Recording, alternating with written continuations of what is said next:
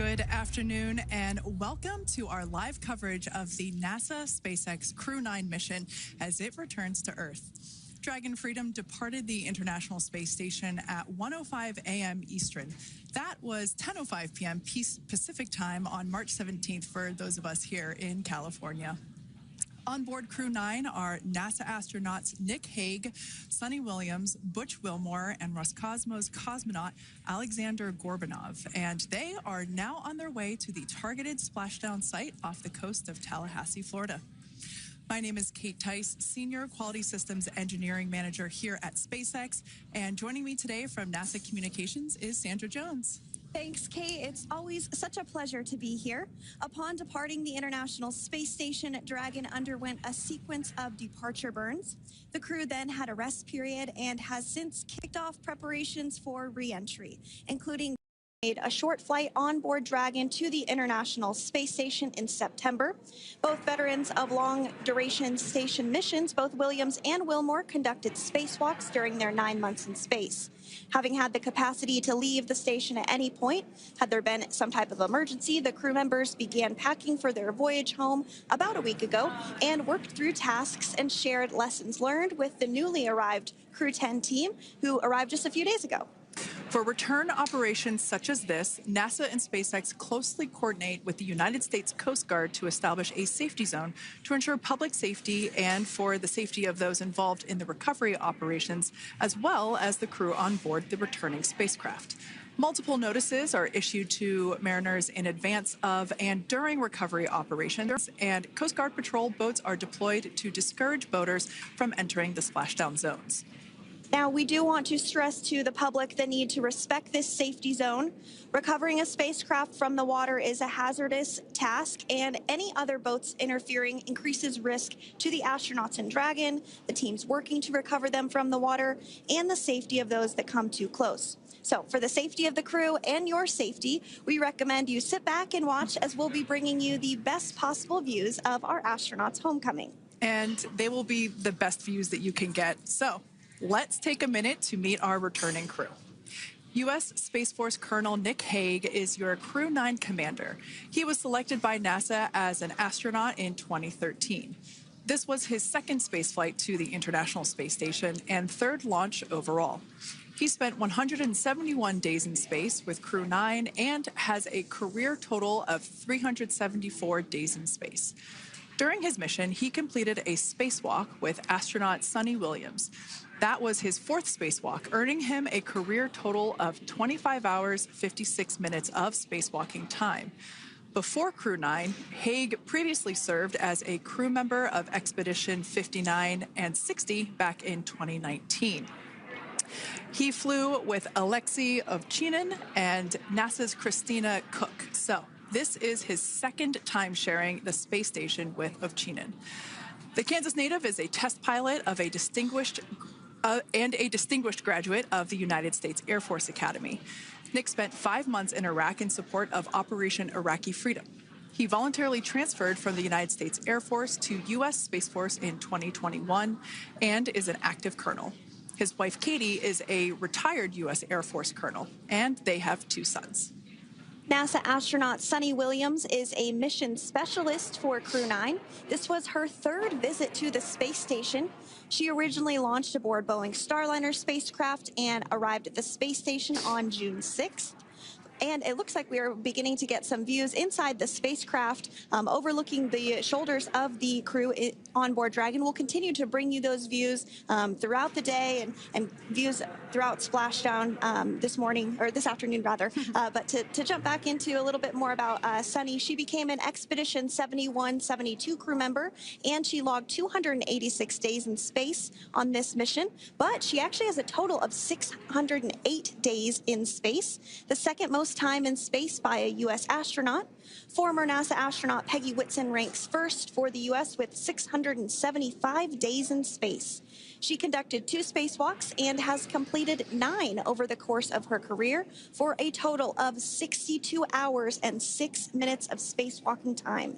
She ranks 4th on the list of cumulative time spacewalking by a female astronaut.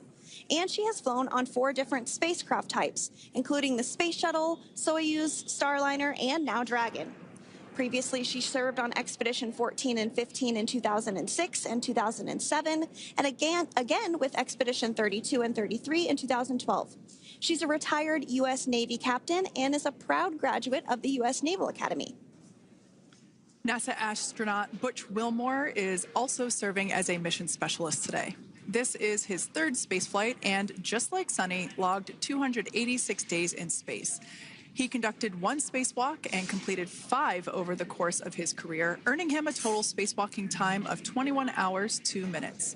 He's flown on 4 different spacecraft types throughout his career: the Space Shuttle, Soyuz, Starliner, and now Dragon. Previously, the Mount Juliet, Tennessee native served on STS-129 in 2009 and Expedition 41 and 42 from 2014 to 2015. Wilmore is also retired, a retired captain in the U.S. Navy. And Aleksandr Gorbunov is a third mission specialist serving on today's mission. Crew 9 was his very first spaceflight to the space station, earning him a total of 171 days in space over the course of his career. Gorbunov, along with Nic Hague, saw the arrival of 4 visiting vehicles and saw the departure of 4 as well. The duo orbited the Earth more than 2,700 times during their mission. Before his cosmonaut selection in 2018, Gorbunov worked as an engineer for a rocket space corporation and helped support cargo spacecraft launches from the Baikonur Cosmodrome in Kazakhstan. To prepare for upcoming events, Dragon is currently doing a couple of things autonomously. First, it's isolating the thermal control system fluid loops from the radiator. This system is what will help keep the internal temperature of Dragon very comfortable for Nic, Suni, Butch, and Aleksandr during the re-entry phase. Dragon is also initiating separation of the claw mechanism, which will terminate data, power, and fluid connections between the spacecraft and the trunk in preparation for that trunk separation that I mentioned earlier. Now, as we saw before, we are hoping to get more views inside of the Dragon capsule. We will bring those, of course. We want to see more of our 4 crew members. But now a bit more of the Dragon Freedom capsule. It has flown on several missions for NASA. It first launched April 27th, 2022. To the International Space Station on NASA's SpaceX Crew 4 mission. It was subsequently used for 2 private spaceflight missions to the space station for Axiom Space, Axiom Mission 2 in May 2023, and Axiom Mission 3 in January of 2024. And of course, Crew 9 launched last year, is September 28th. So yeah, a little bit about the Dragon Freedom capsule. Here, a view that we have once again between the shoulders of Commander Nic Hague, who is on the left-hand side of your screen there, and Mission Specialist Aleksandr Gorbunov there on the right. That's right, Kate. And the next major milestone that we're looking ahead towards this afternoon is claw separation. We're targeting that claw separation at 2:05 p.m. Pacific time this afternoon, so less than 10 minutes from now. Continuing to get some views inside Dragon Freedom. To the far left there is NASA astronaut Butch Wilmore, and as you can see, the crew is suited up in their space suits. They are suited up in what we call dynamic phases of flight. So when they launch, when they dock, when they undock, when they return back for splashdown. We might hear some call-outs on the loops about putting their visors down. That will happen just prior to deorbit burn. And you'll hear us pause when some of those communications happen. That's because we want to make sure that we are relaying the best information to you all, and so that you hear it as well.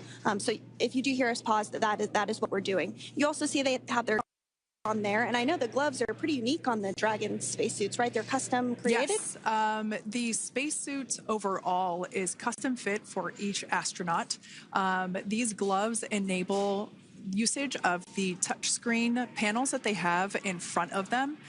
We can't see it from this view, but that view we saw earlier between Aleksandr Gorbunov and Nic Hague, that is a touchscreen. It allows the crew to monitor everything that Dragon is doing, along with those tablets that they have there on their legs. So yeah, the spacesuit itself is intended to act as a mini spaceship, if you will, as once the visors are closed, it is able to maintain a pressure in the unlikely event of a depressurization event for Dragon. So there we can see those screens I was talking about. So there in the center, we've got the location tracker, as well as on the left-hand side, it's mapping out the operations that Dragon is executing. The crew has to remain well informed of all these things that Dragon is doing autonomously. That basically means that Dragon is flying itself. The crew has the ability to gain control of the capsule if necessary, but the capsule is essentially going to bring itself home. But of course, in order to be familiar with Freedom, SpaceX, deorbit sequence start in 5 minutes.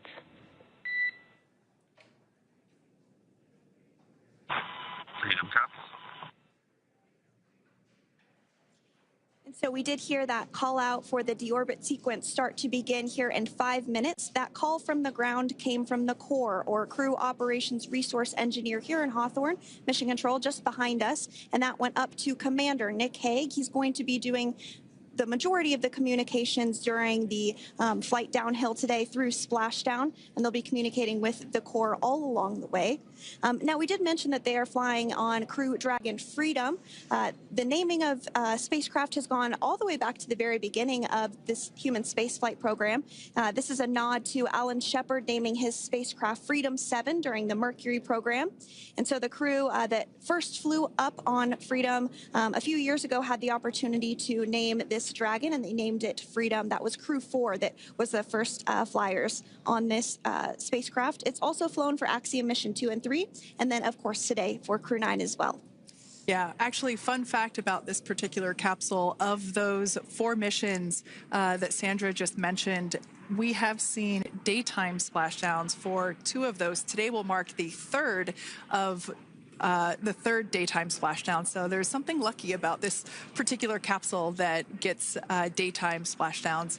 Nighttime is great because we can see even more clearly the capsule streaking through, but I personally love the daylight views because we really get even better views of the recovery team operations during that phase of the mission. Yes, absolutely. And if you follow along with our missions, you'll know that sometimes weather is a watch item when it comes to undocking and splashdown. We do splashdown in the water, so we want to ensure that parameters like wave heights and wind speeds and precipitation, lightning, all of that is looking good for the crew and the safety of those recovery personnel. And today the weather is just pristine. We got off of space station on the very first attempt. So I'm joking around and saying that it was because it was St. Patrick's Day and we got really lucky with the weather. I wouldn't disagree with that. Speaking of weather, we will be hearing from core probably around 2:20-ish.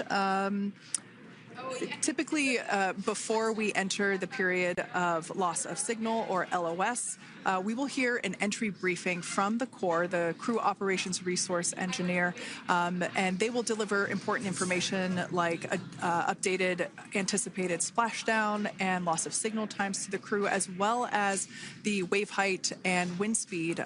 So we'll be standing by to listen in on those. Like I said, that will happen shortly after, typically after trunk separation. I can't quite remember if it's before or after deorbit burn. It must be before.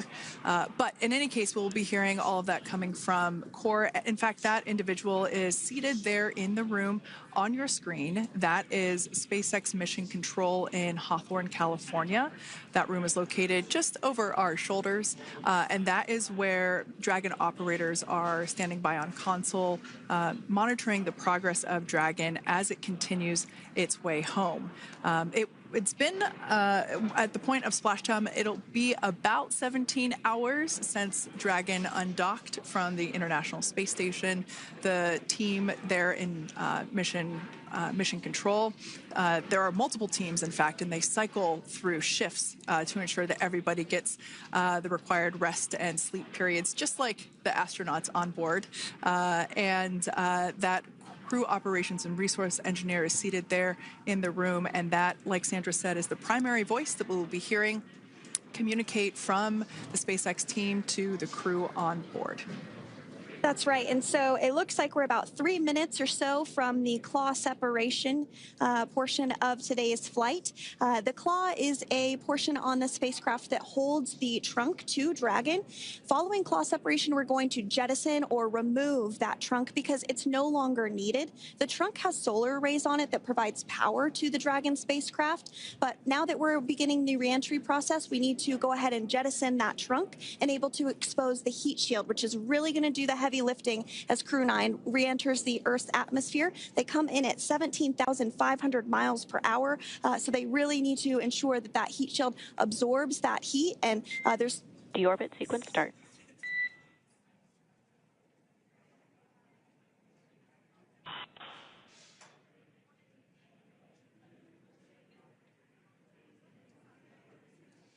And so we did just get communications there that the deorbit sequence start has begun. So here in just a couple minutes from now, we expect to hear information or a call back about the claw separation having begun. And again, that kicks off that trunk separation portion that I was discussing to remove that, expose the heat shield, and then eventually we'll have the deorbit burn. And we'll continue to walk you through all of these milestones as we approach them ahead of our splashdown at 2:57 p.m. Pacific time this afternoon off the coast of Tallahassee, Florida. Yeah, we're very excited to bring the Crew 9 crew home. Sandra, we were talking about the trunk separation. That trunk is on a trajectory that will re-enter in the atmosphere and break up upon that re-entry. The heat shield itself is one of my favorite parts of the Dragon capsule. It is the workhorse of the re-entry phase. It will work to protect the Dragon capsule and the crew members on board during the re-entry phase as the temperatures outside of the capsule build up to, I believe, about 3,000 degrees Fahrenheit in excess of. And meanwhile, the interior of Dragon stays a very comfortable temperature. That heat shield does a lot of the work, and we'll see that plasma build up on the exterior of the capsule. As a result of the plasma that builds up, we will lose communications with the crew. This is known as loss of signal, or LOS. This is roughly a 10-minute period on average, even less than. I believe today it is probably about 6 or 7 minutes long. It kind of depends on the mission, and it happens for every Dragon capsule that re-enters the atmosphere. Due to that plasma buildup, we're not able to communicate or command the capsule, so we stand by while we wait to regain communication after we pass through that period of loss of signal and get what's known as AOS, or acquisition of signal. Continuing to stand by for claw separation, and then we'll look towards trunk separation. It'll be just about a minute or so after that. That happens pretty rapidly in succession. Some of our milestones will take a little bit longer throughout the day. For example, we will have a deorbit burn after that will take about 7.5 minutes and helps get Dragon set up in the right trajectory to splash down in the Gulf off the coast of Florida. So continuing to stand by for claw separation.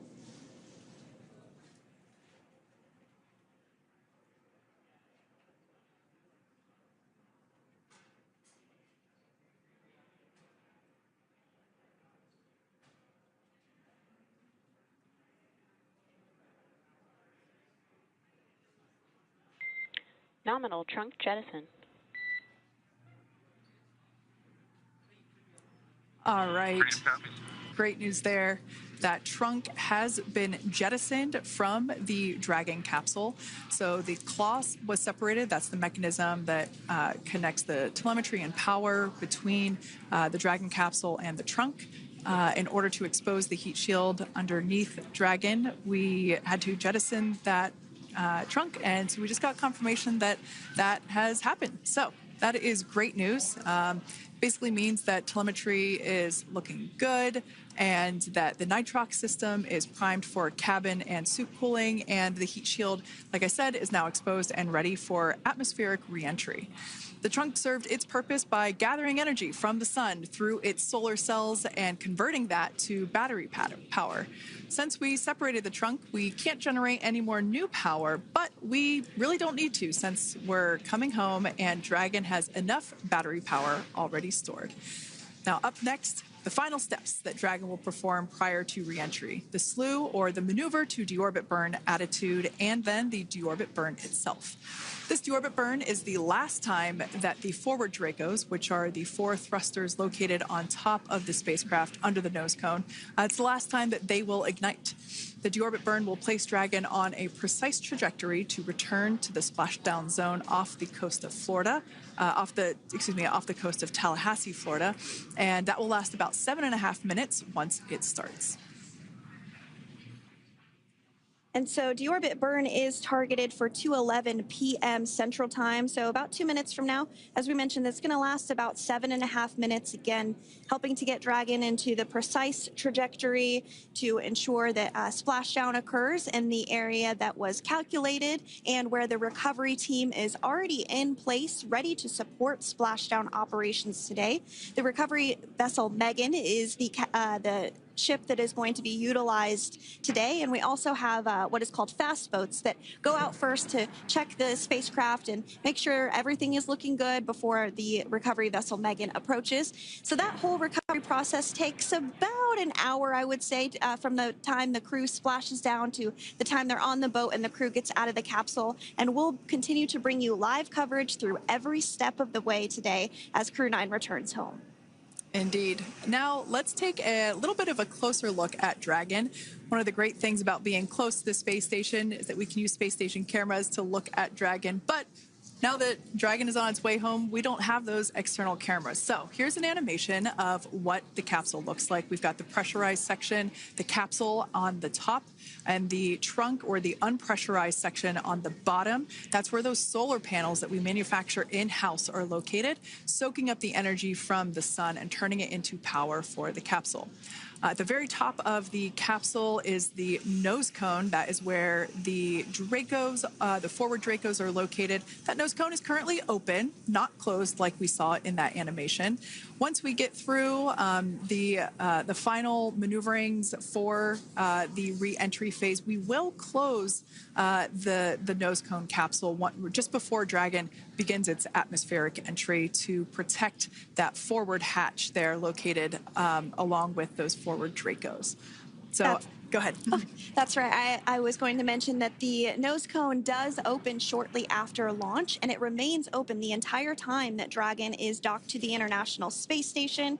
So as an example for this particular spacecraft, Freedom, since September when it docked to the International Space Station, remains open that entire time, and here shortly it will close for the very first time since September.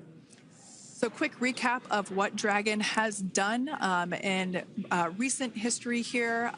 We basically began preparations for re-entry known as the deorbit sequence.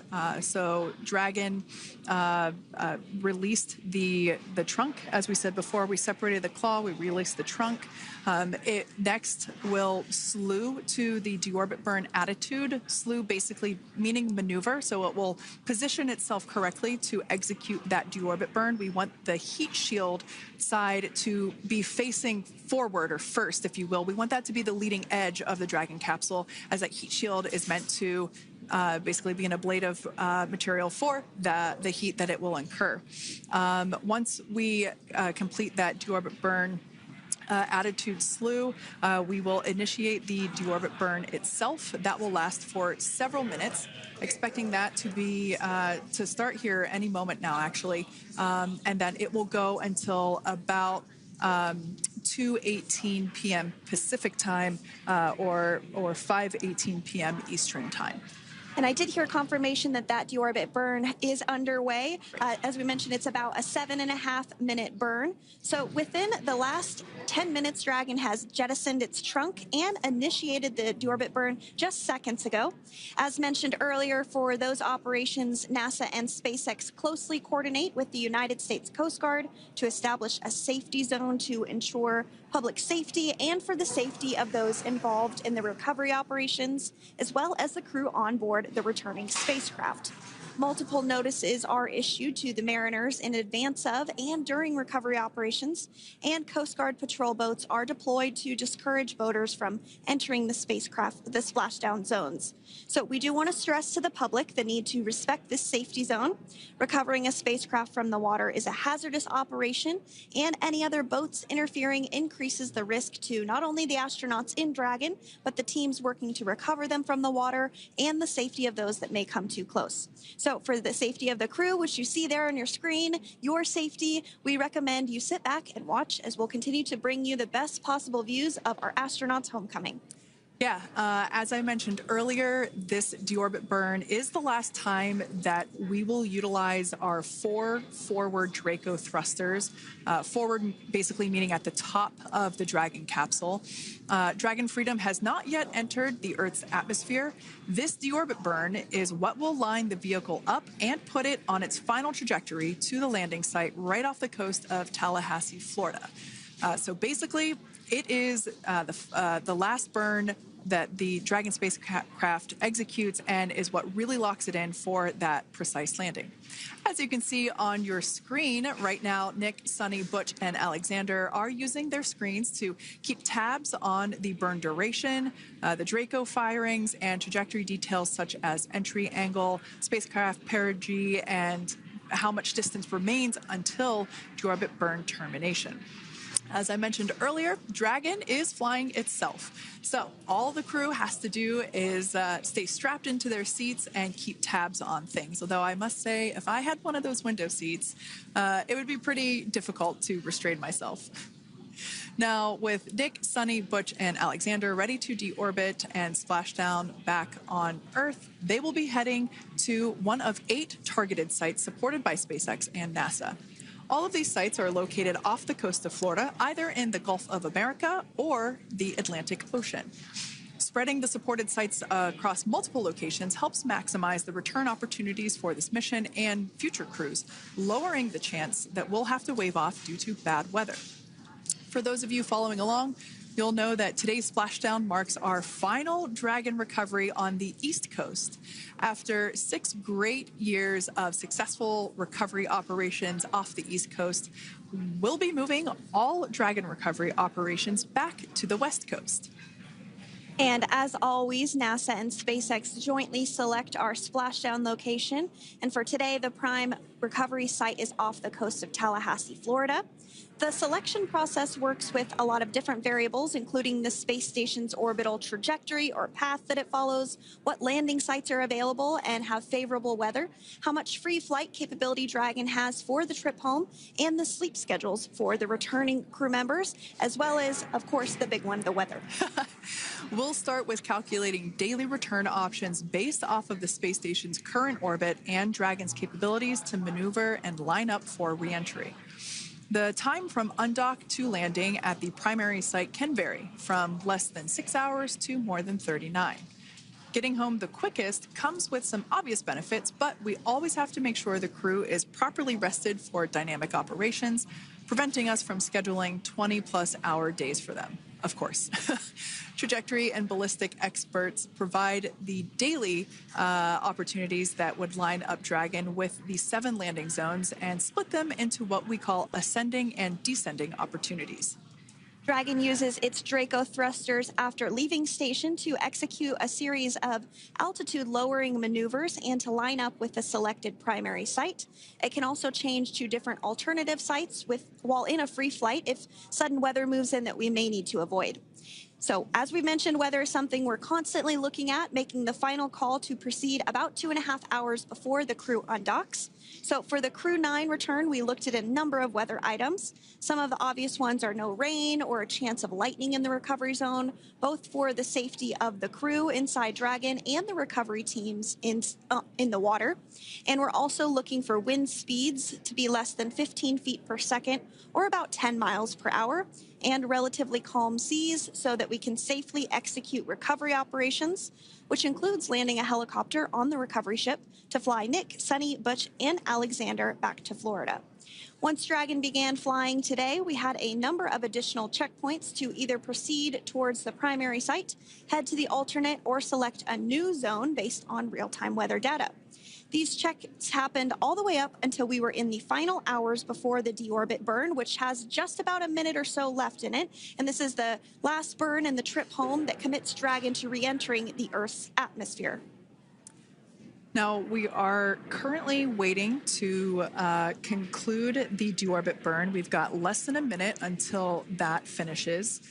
We will expect to hear a call out for nominal burn, which will confirm completion of that deorbit burn for Dragon Freedom. We can see images there from the touchscreen display panels that the crew utilizes in flight. We can see the visualization of exactly which one of the four forward Draco thrusters are firing. That's why you have kind of like a strobe effect there.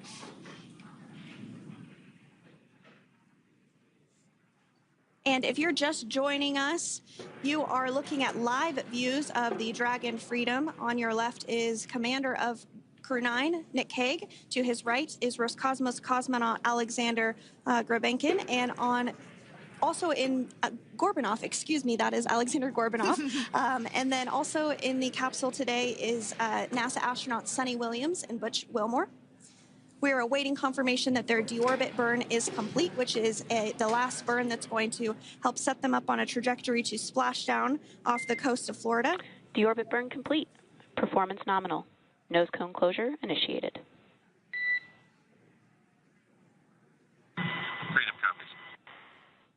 All right, excellent news there. We heard the words we were looking for, nominal burn. So that means that that deorbit burn was successful and nominal, meaning as expected. And we're now beginning to close the nose cone in preparation for atmospheric reentry.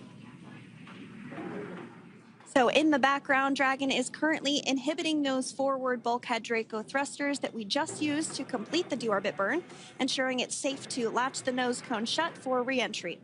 Also, the vehicle has initiated the nitrox suit purge, which will help keep Nic, Suni, Butch, and Aleksandr cool and comfortable during reentry, which is coming up in about 20 minutes from now. At this point, the nose cone is closing and protecting the forward hatch for reentry, and the crew are using their screens to continue to monitor the locking of the nose cone, which is done by a set of hooks. And as we mentioned earlier, that nose cone has remained open since September, so this is the first time it's closing in a few months. Yeah, that's absolutely right. Now, we will be expecting, as I mentioned before, an entry brief from SpaceX Core. Again, that's the crew operations resource engineer who is seated in that room that you see there on your screen. That entry brief will provide updated times for anticipated splashdown as well as the loss of signal or period of LOS. That briefing will also give us information such as wind speed and wave height at the expected splashdown location. But all in all, everything has been great today. All events have been executed on time as expected, and we are looking forward to a splashdown of the Crew 9 crew at about 5:57 p.m. Eastern Time or 2:57 p.m. Pacific Time. Between now and then, things are going to start moving quite quickly. In fact, if anything, this will have seemed like the slower part of the reentry phase. We're going to go through, like I said, that period of loss of signal or LOS. That period is a few minutes long where we are unable to communicate or command the capsule due to the plasma that builds up on the exterior of the capsule. That period, like I said, lasts for a couple minutes. You will start to hear SpaceX Core hail the Crew 9 crew a little bit earlier than expected because we, in the past, have actually regained communications a couple minutes earlier than initially anticipated. So we'll go through that period of loss of signal, that entry period, that specifically when the Dragon spacecraft is re-entering through the atmosphere. Approximately at about 18,000 feet when the capsule is traveling at 350 miles per hour. We will see our first views of parachutes for the day. That's one of my favorite moments of return sequences is when we get to see the drogue parachutes. We'll see the drogues come out. Those drogues will help slow the vehicle down to about 119 miles per hour. And then that is when the main parachutes will come out from the Dragon spacecraft and then ultimately end in splashdown. And we are hearing confirmation that the nose cone is closed and everything was nominal or as expected with that closure. So as we begin the second half of entry, Dragon is now beginning to inject cooled nitrox into the air being delivered to the spacesuits worn by Nic, Suni, Butch, and Alexander. Again, this is what will allow the crew to remain comfortable while external temperatures reach 3,500 degrees Fahrenheit as they re-enter the Earth's atmosphere. So the heat shield is pointing forward, leading Dragon to the landing site. Yeah.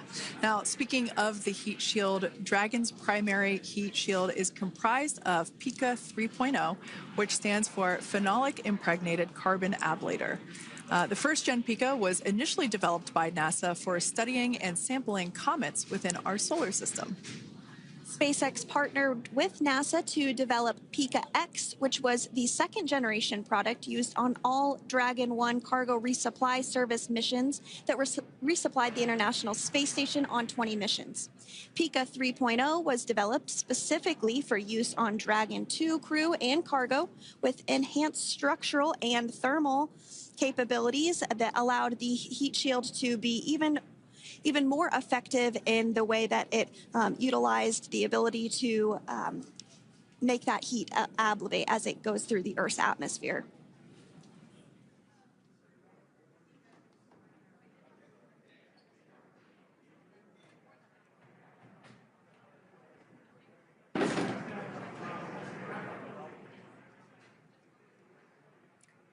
The remainder of Dragon is composed primarily of a SpaceX proprietary ablative material. It's another class of thermal protection which is lighter weight versus PICA and protects the underlying composite structure during reentry to ensure the structural capabilities are maintained.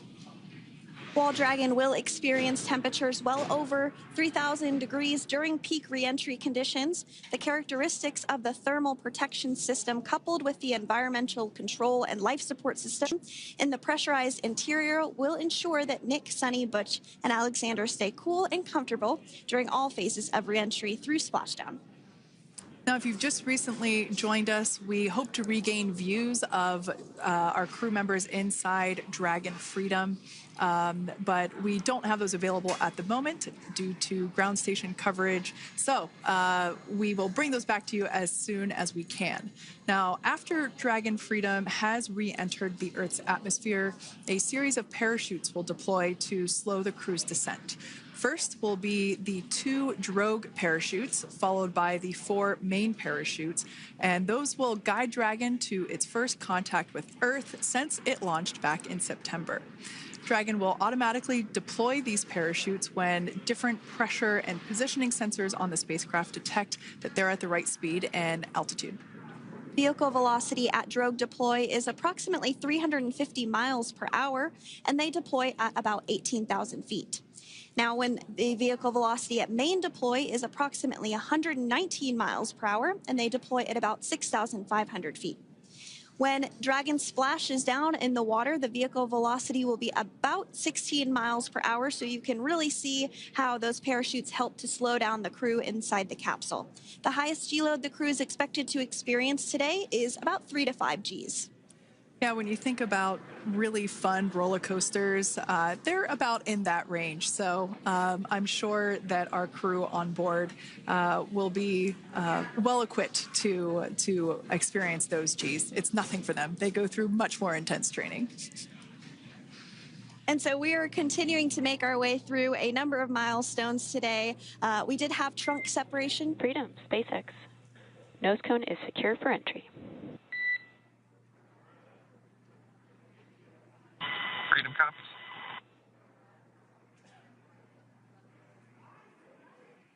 All right, great news there. That tells us that the final physical configuration change for Dragon is complete. We have closed that nose cone. This is the last physical change that Dragon undergoes prior to re-entering the Earth's atmosphere. It's important that that nose cone is completely closed because underneath it is not only where the 4 forward Draco thrusters are located, but it's also because that is where the forward hatch is located. That is the hatch that is utilized for the crew to ingress and egress from the station while it is docked on board. And since our capsules are flight proven and we reuse them on future space flights, we want to make sure that all of the integrity of that hardware remains intact. So that nose cone is successfully closed, and we're going to start moving pretty quickly here. As I mentioned before, we'll go through loss of signal. We'll get that signal back several minutes later, and then we'll see the parachute action. Yep, and then that's all ahead of splashdown off the coast of Florida. We're targeting Tallahassee as our splashdown zone today at 2:57 p.m. Pacific time this afternoon. Now, you did mention the call to the crew.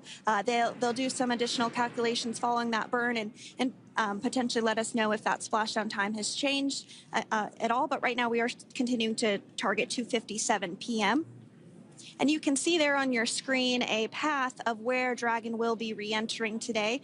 So if you are in the southern tip of Mexico, you might have the opportunity to see Dragon. Because it's a daytime splashdown, you probably won't have too great of views, but potentially you'll have the opportunity to get a glimpse of it there. Once again, Dragon operators, they're monitoring the progress of Dragon through this re-entry phase. That is SpaceX Mission Control, located here in Hawthorne, California. That is also where the crew operations and resource engineer is seated. That person is the voice that we have heard multiple times and will continue to hear as the primary point of contact to the crew on board Dragon Freedom. We will also hear the voice of Commander Nic Hague. Basically, after we hear the Corps communicate something, we will hear Nic Hague indicate that they copy, that they heard the message well, some sort of recognition that the message was received. And if you joined us yesterday for our coverage during the undocking, we were communicating through something that's called a big loop. We do that when we're in integrated operations with the International Freedom, SpaceX, for entry sequence. Report when ready to copy. Ready to copy. All right, I've got some updated times for you. Our comm blackout start time is 2144. Our comm blackout end time is 2151, and our splashdown time is the same per your displays, 2157.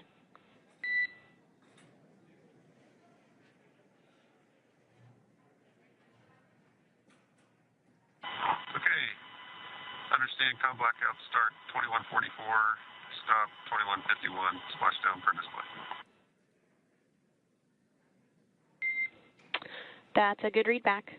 And with that, please report when tablets are secured behind the elastic bands, restraints are tight, and visors are down.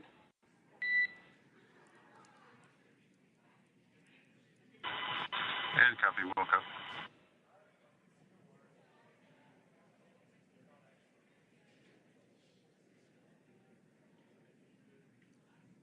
And with that communication from the Corps or Crew Operations Resource Engineer here in Hawthorne to Commander Nic Hague of Crew Dragon Freedom, we did hear that the loss of signal period is still at 2:44 p.m. Pacific, but we had a 1-minute adjustment to the acquisition of signal. That's going to now be at 2:51 p.m. Pacific time. However, our splashdown time remains the same at 2:57 p.m. Pacific time this afternoon off the coast of Tallahassee, Florida.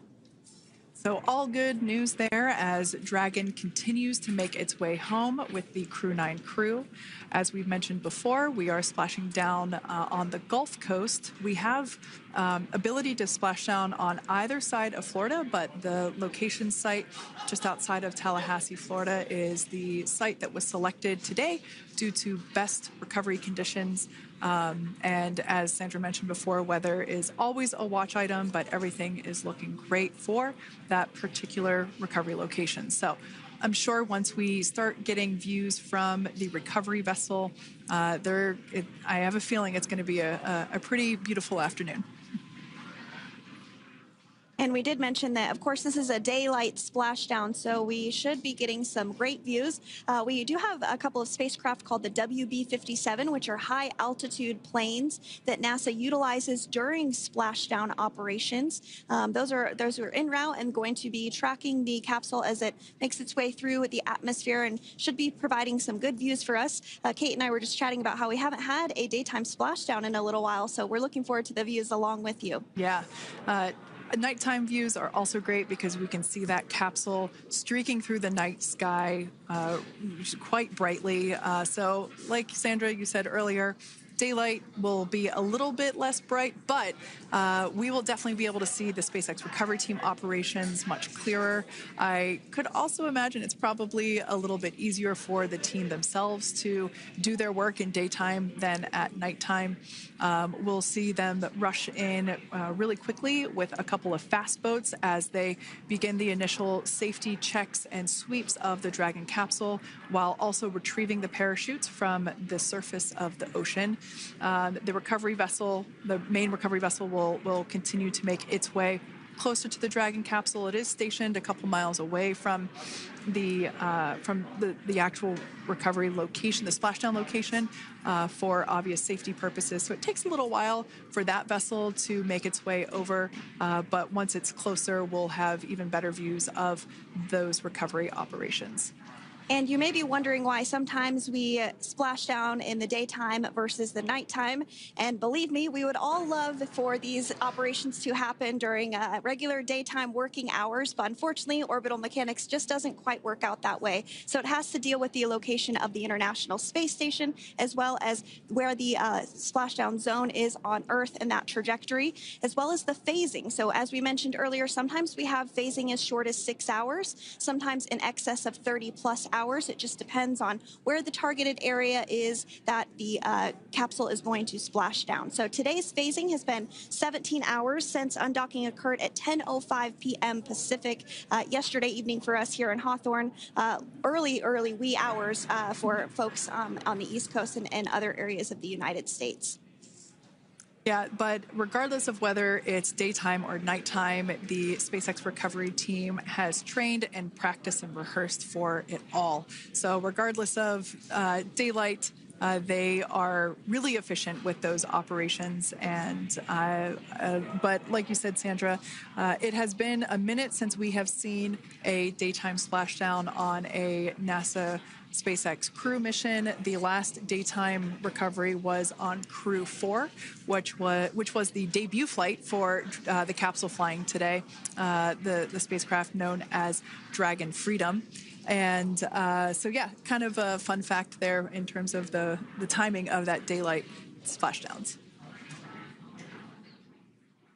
Once again, standing by for more communication with the crew. The next event that we have coming up is the start of that period known as loss of signal. That is the period still expected at 2:44 p.m. Pacific time. This lasts for several minutes while the capsule is making its way through the Earth's atmosphere, the heat shield located at the bottom of the capsule, really doing all the work at that point in time in terms of using the atmosphere to slow the capsule down from its orbital speeds of 17,500 miles per hour. Our tablets are secure, restraints are tight, and visors down. We are configured for entry. Freedom, I copied. Tablets are secured, restraints are tight, and visors down.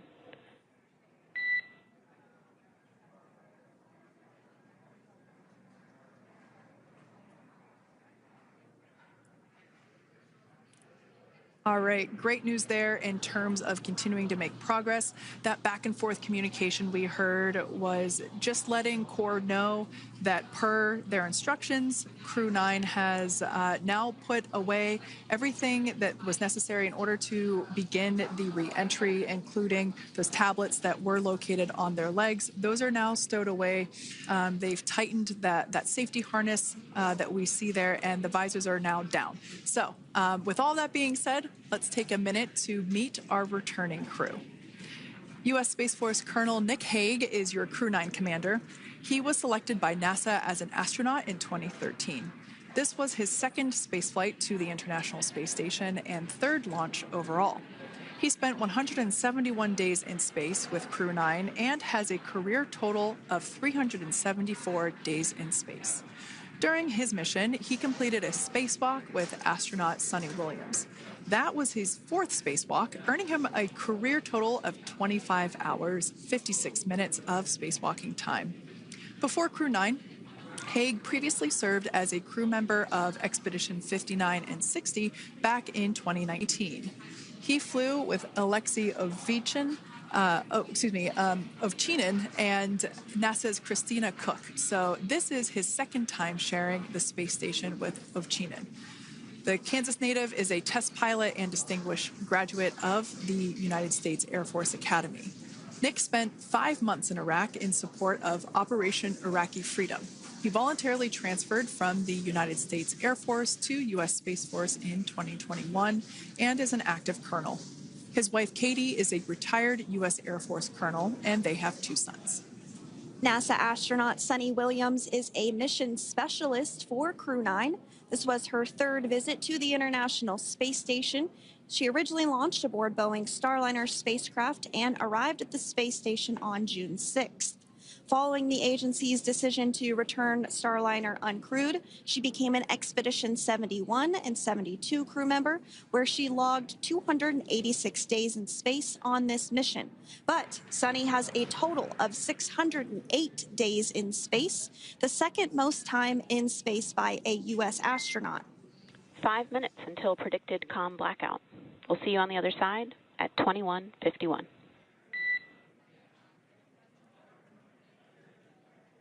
Talk to you soon.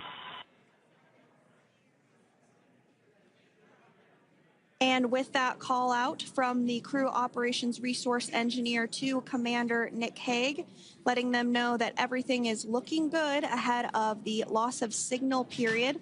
We will see the crew on the other side of the loss of signal period at 2:51 p.m. Pacific time this afternoon.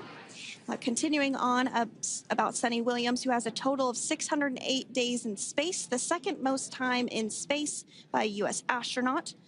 Former NASA astronaut Peggy Whitson actually ranks first for the U.S. with 675 days in space. Suni conducted 2 spacewalks and has completed 9 over the course of her career for a total of 62 hours, 6 minutes of spacewalking time. She ranks 4th on the list of cumulative time spacewalking by a female astronaut, and she has flown on 4 different spacecraft types, including the Space Shuttle, Soyuz, Starliner, and now Dragon. Previously, she served on Expedition 14 and 15 in 2006 and 2007, and again with Expedition 32 and 33 in 2012. She's a retired U.S. Navy captain and is a proud graduate of the U.S. Naval Academy and was the first astronaut to run a marathon in space. Pretty awesome stuff. Now, NASA astronaut Butch Wilmore is also serving as a mission specialist today. This is his 3rd spaceflight and, just like Suni, logged 286 days in space. He conducted 1 spacewalk and completed 5 over the course of his career, earning him a total spacewalking time of 21 hours and 2 minutes. He's flown on 4 different spacecraft types throughout his career: the Space Shuttle, Soyuz, Starliner, and now Dragon. Previously, the Mount Juliet, Tennessee native served on STS-129 in 2009 and Expedition 41 and 42 from 2014 to 2015. Wilmore is also a retired captain in the U.S. Navy. Next up is Aleksandr Gorbunov, who is the 3rd mission specialist serving on today's mission. Crew 9 was his first space flight to the space station, earning him a total of 171 days in space over the course of his career. Gorbunov, along with Nic Hague, saw the arrival of 4 visiting vehicles and saw the departure of 4 as well. The duo orbited the Earth more than 2,700 times since September. Before his cosmonaut selection in 2018, Gorbunov worked as an engineer for a rocket space corporation and helped support cargo spacecraft launches from the Baikonur Cosmodrome in Kazakhstan.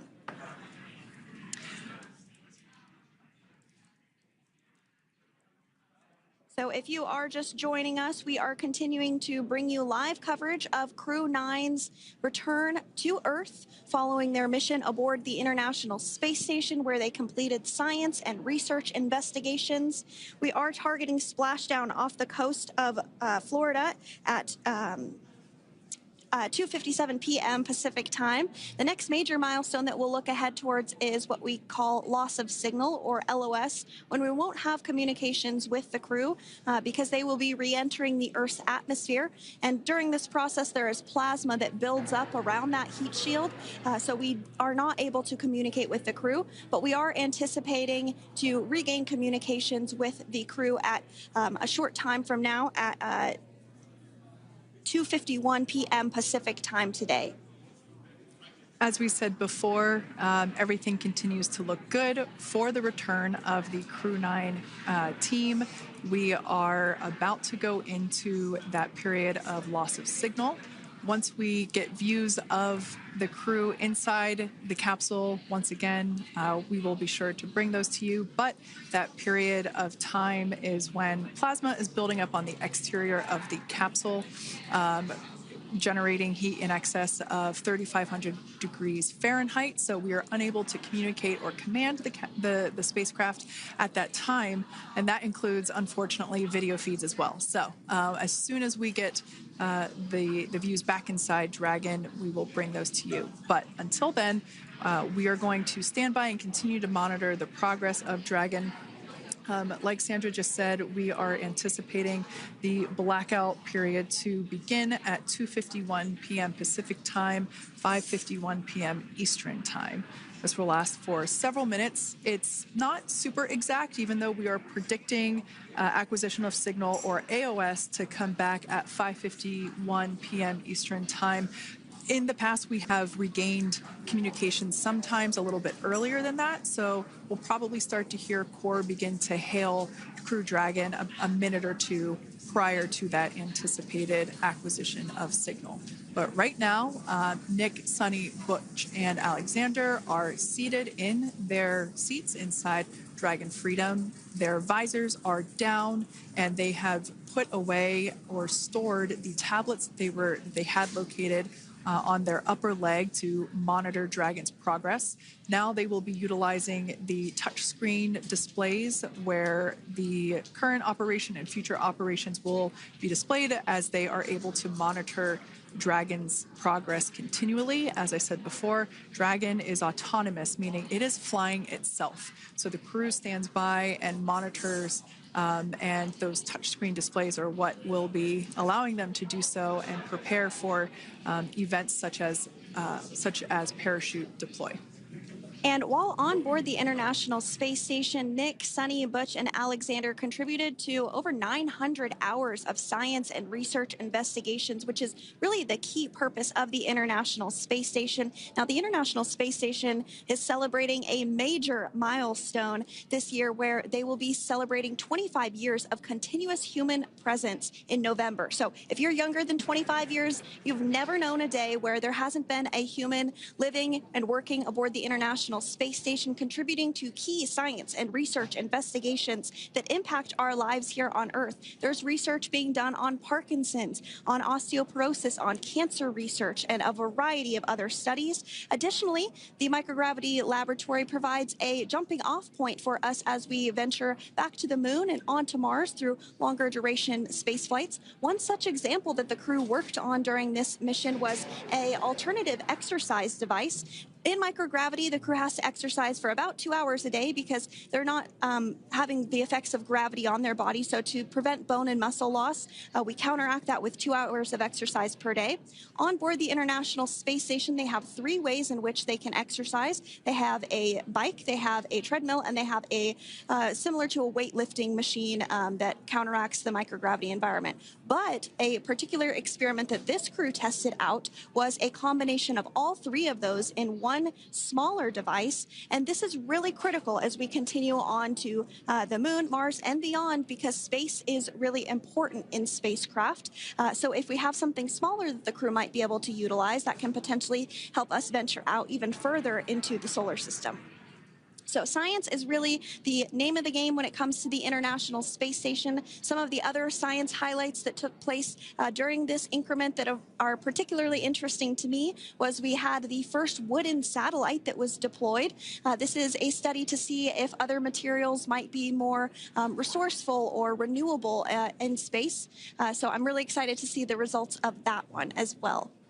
Additionally, we had a couple of spacewalks that took place to not only provide maintenance to the International Space Station, but also where we swabbed the outside of the space station near vents to see if any microbes that we all have microbes on us, to see if any of those could survive in the harsh environment of space, which again is very important for us to know and understand as we continue to the moon, Mars, and beyond. Very exciting stuff. Now, at this point, we have now entered the communications blackout period for the Dragon spacecraft. This lasts approximately 7 minutes due to plasma formation around the spacecraft itself.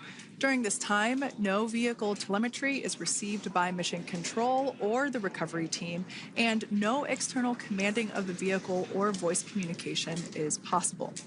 But as a reminder, Dragon is designed to fly itself.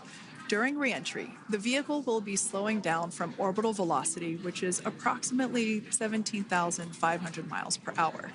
The top temperature that Dragon will experience upon re-entry is 3,500 degrees Fahrenheit.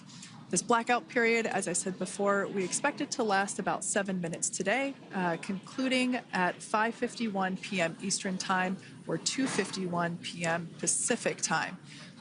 We, right there, have our first view of Dragon Freedom coming home to Earth.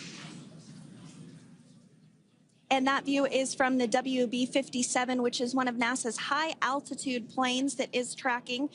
Now, because of the way that this camera is configured, it does look like it is dark, but it is indeed daytime, and you're beginning to see that plasma trail as Dragon re-enters the Earth's atmosphere. All of that is expected. We are anticipating an acquisition of signal around 2:51 p.m. Pacific Time, so just minutes from now, and you may hear the core begin to hail out or call Dragon for communications and see if we can potentially get communications with them a little bit earlier.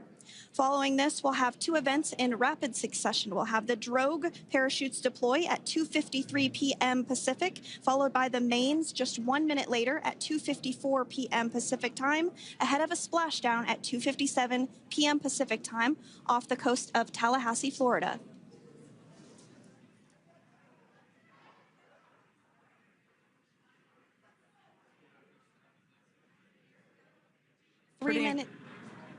Pretty incredible views of the Dragon spacecraft making its way home back to planet Earth with the Crew 9 astronauts on board. Once again, this view is coming from the WB-57 plane. That heat shield we can see doing magnificent work as it works to... Freedom, SpaceX, Comcheck.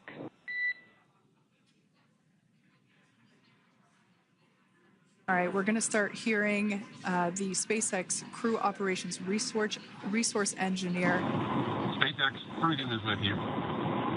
4.16. Enjoying the ride. Copy that, Freedom. Great news there from Commander Nic Hague reporting back. We see a healthy flight computer. Expect automated chute deployment. Freedom copies. Like we said before, things moving very quickly as Dragon Freedom makes its way home. Next event coming up will be deployment of the drogue parachutes. This occurs around 18,000 feet. GPS has converged. Expect nominal altitude for drogue chute deployment.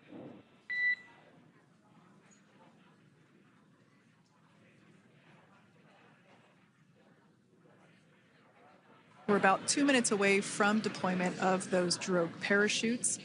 Now the heat shield is continuing to work to slow the vehicle down. That entry period, the Dragon spacecraft went from orbital velocity about 17,500 miles per hour down to about 350 miles per hour. So that really gives you a sense of why that plasma builds up on the exterior of the capsule, thanks to the heat shield and the work that it does. Those drogue parachutes will slow it down from 350 to about 119 miles per hour. We can see 15 kilometers. Brace for drogue window. We can see seat rotation happening inside the capsule. Great to get those first views of our crew members. Once again, the capsules are going about 350 miles per hour when the drogues are deployed. Those drogue parachutes that we manufacture here in-house are going to slow the spacecraft down to 119 miles per hour. And that is when we will see the main parachutes deploy, and that occurs about 6,000 feet above the ocean's surface. And we are expecting drogue deployment at 2:53 p.m. Pacific, so we should see it any second now. And there you are getting a great view of Crew 9 inside Dragon Freedom as it returns back to Earth. We are awaiting the drogue deploys. This view coming from the WB-57 high altitude plane. And there you see it on your screen, drogue deployment. Drogue descent rate nominal. You can hear the crowd here. Visual on 2 healthy drogues.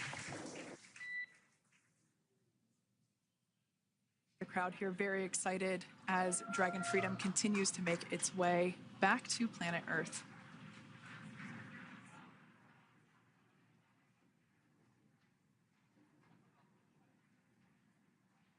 Next up, we'll stand by for the main deployment of the parachutes. The mains are quite a bit larger. You'll be able to notice the difference on your screen once they deploy, and they continue to ensure that the Dragon spacecraft slows down even further.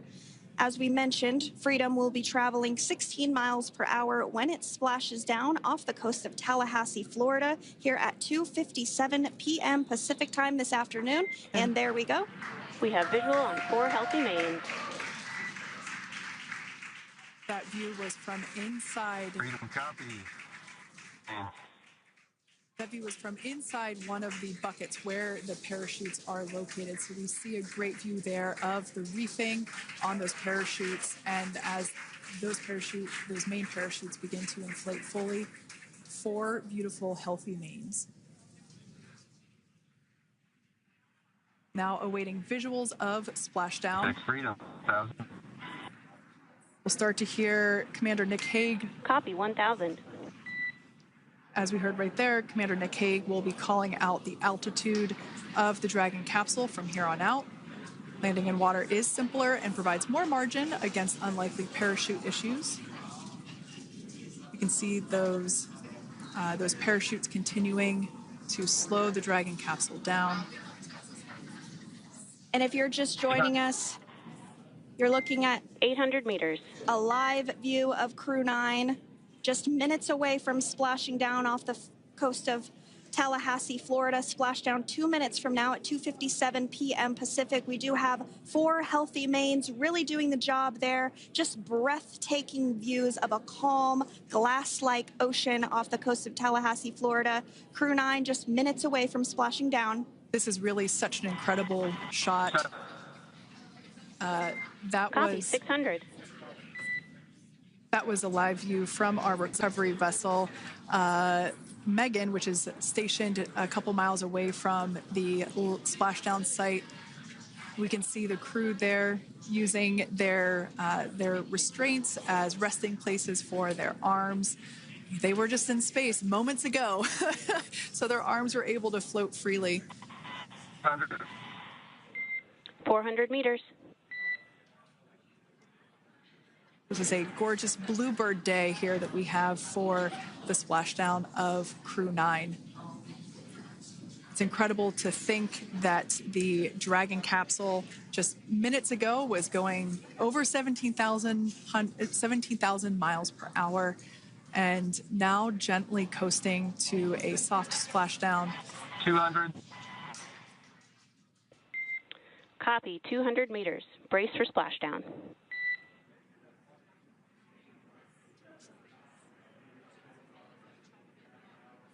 As you can see there on your screen, continuing to monitor progress of the Dragon spacecraft.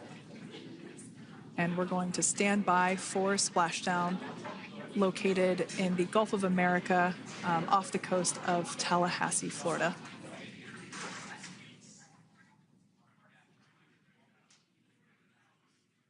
And splashdown, Crew 9 back on Earth.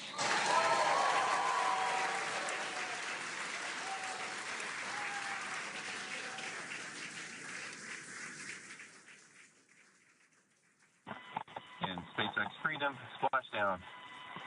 Good main release. Copy, splashdown. We see main chutes cut. Nic, Alex, Butch, Suni, on behalf of SpaceX, welcome home.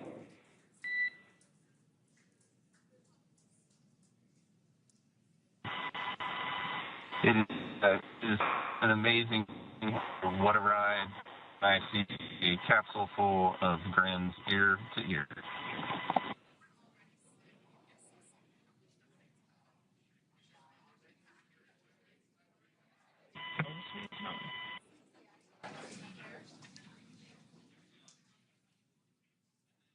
And as you can see on your screen, we have visual confirmation of splashdown. Dragon Freedom has returned home, and NASA astronauts. System safety verifications are in progress. We'll report back when recovery personnel are en route.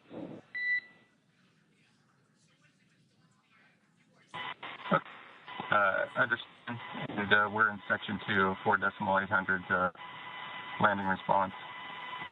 And looking for your word on if it is necessary.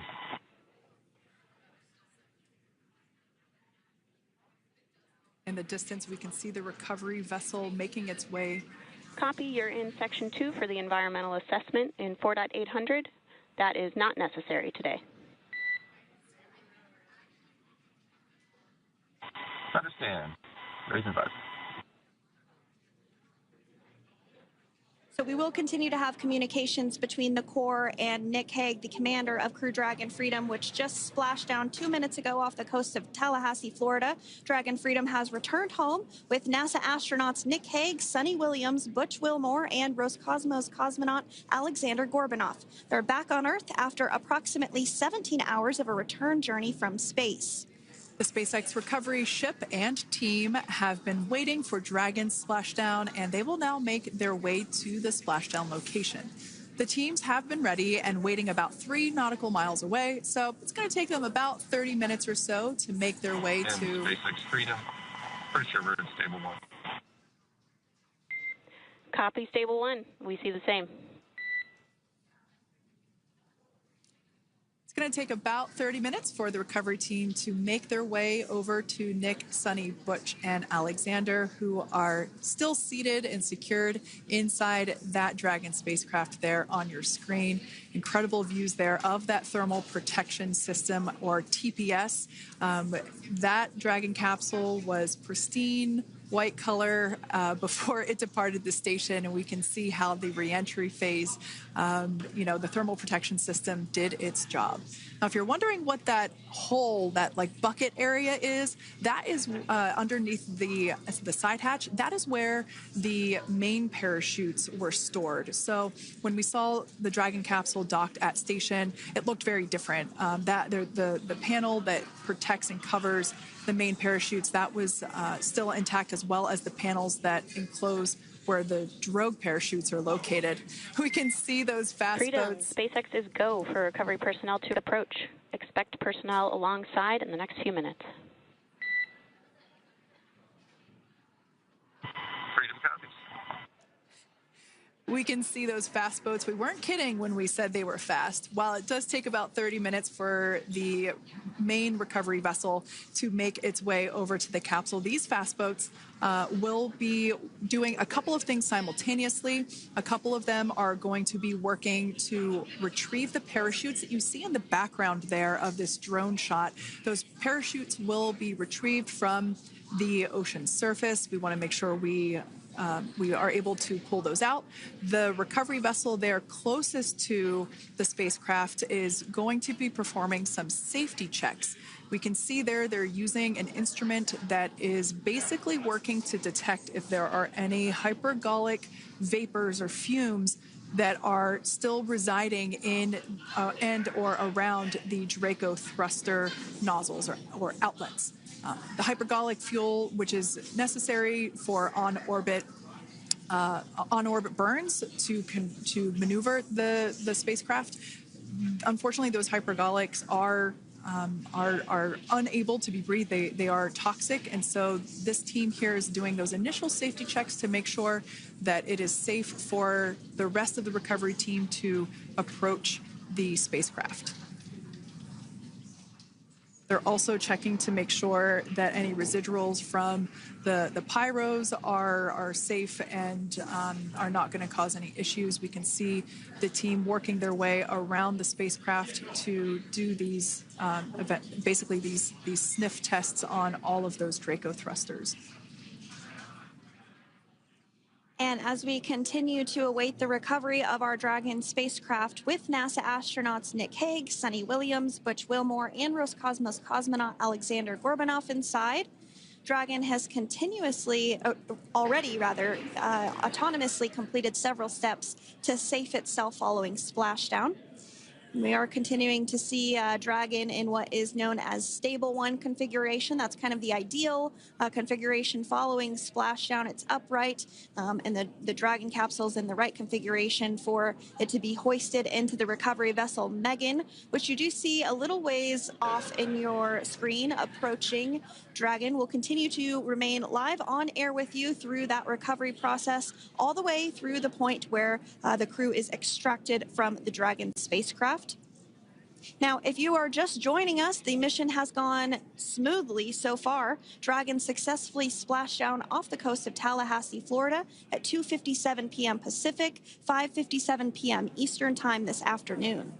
Approximately 17 hours prior to splashdown, Dragon autonomously undocked from the International Space Station, completed a series of departure burns, jettisoned its trunk section, and performed its final burn, the deorbit burn.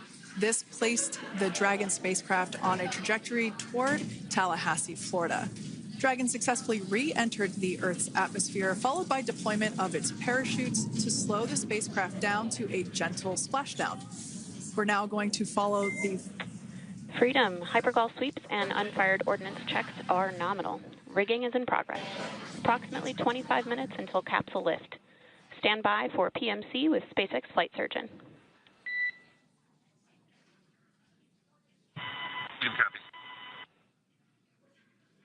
And so what we did just hear there was communications that those hypergol checks were complete.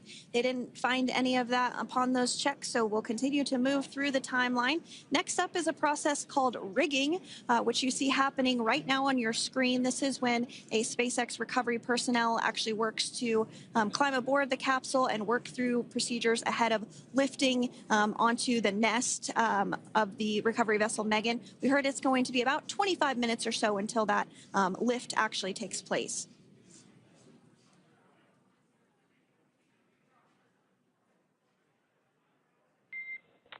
Okay, Freedom, the next call will be from the SpaceX flight surgeon on Dragon to Ground Private.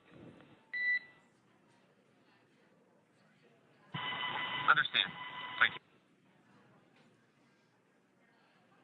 callouts there indicating that the crew will have the opportunity to do a quick check-in with the SpaceX flight surgeon. This is standard procedure for every Dragon spacecraft when it returns to Earth. It's just an initial check-in, make sure everybody is doing okay. They will also have another check-in with the flight surgeon once they are on board that recovery vessel that you see there in the background. We can now see that SpaceX recovery team member they're on top of the Dragon spacecraft. They are going to be working to install plugs in the Draco thrusters to ensure that none of those, and to ensure that no more hypergolic fumes or vapors come out from the spacecraft. They'll also place harnessing around the spacecraft that are required in order to lift it out of the water.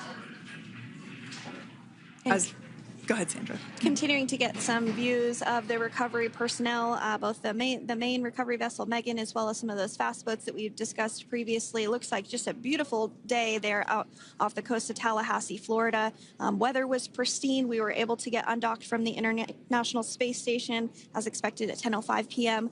Pacific time yesterday evening, and Crew Dragon has since completed steps ahead of its splashdown at 2:57 p.m. Pacific, and we're now stepping through procedures to get Dragon hoisted up onto the Megan recovery vessel and get the crew extracted out of the spacecraft.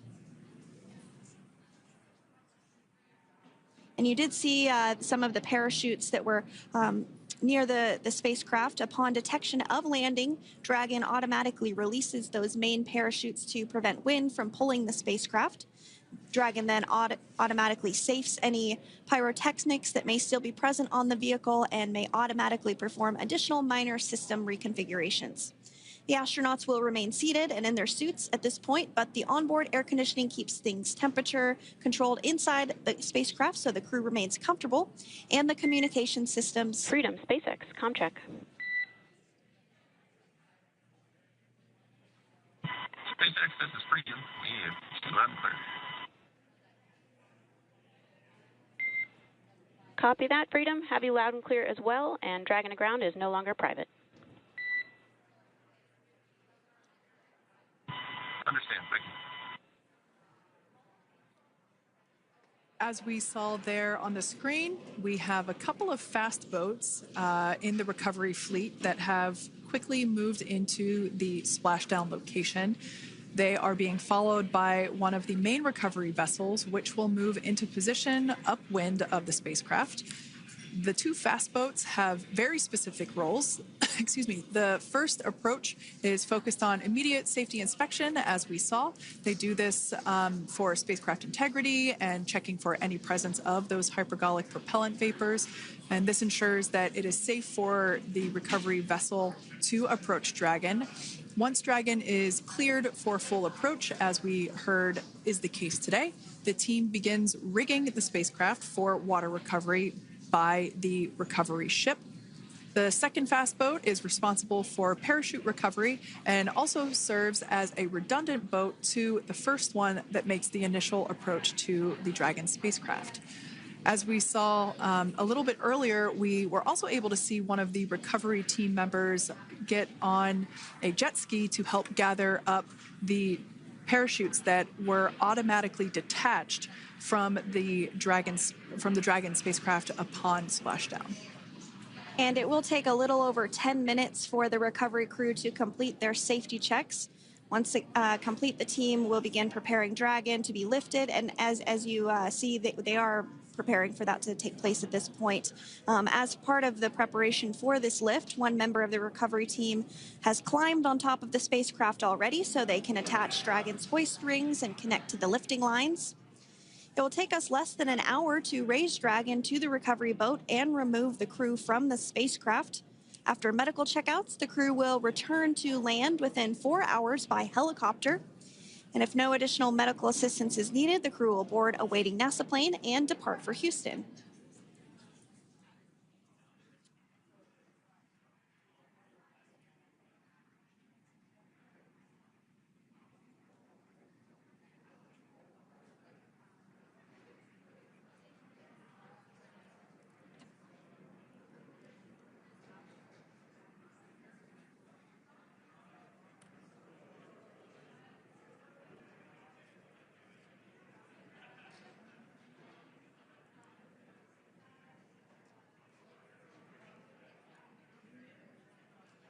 And as we continue to await Dragon to be hoisted up onto the ship, we have a very special treat.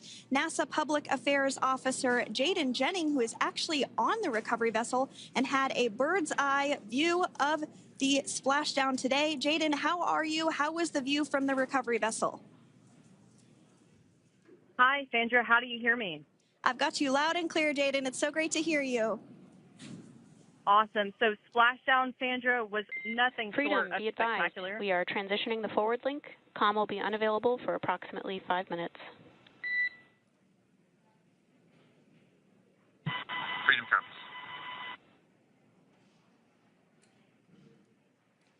Thanks so much, Jaden. We did just have some communications letting us know that we'll have about a 5-minute period where we won't be able to hear from the crew. So please go ahead, tell us, how was the view from the recovery vessel? Absolutely. Yeah, I was mentioning earlier, splashdown was nothing short of spectacular. And we were stationed about 1.5 nautical miles away from the splashdown zone and had great visuals here on the recovery vessel Megan. We actually saw a little of the smoke trail as the spacecraft was coming in. And then moments later, we spotted those drogue chutes, and this was quickly followed by 4 healthy white and orange main parachutes. We then tracked Dragon all the way down as it slowly propelled into the ocean. And I think I speak for all of us on the ship when I say a new core memory was made today, and we are looking forward to having Crew 9 on board with us a little later. Jaden, that is amazing. Now, obviously, we are watching it here on camera, and the landing conditions look pretty good, but how was it from your perspective? What is the sea state out there? Absolutely. Absolutely. So we've had optimal conditions for splashdown, and today it is sunny and 63 degrees outside right now with clear skies, light winds, and calm seas. The sea looks absolutely beautiful right now, and light blue with the sun reflecting from it. And, Kay, I think the crew's going to like what they feel weather-wise on this picture-perfect day for splashdown off the coast of Tallahassee. Thanks so much, Jaden. It certainly looks like a beautiful day. Can you tell us a little bit about the journey of the recovery forces to get to this point?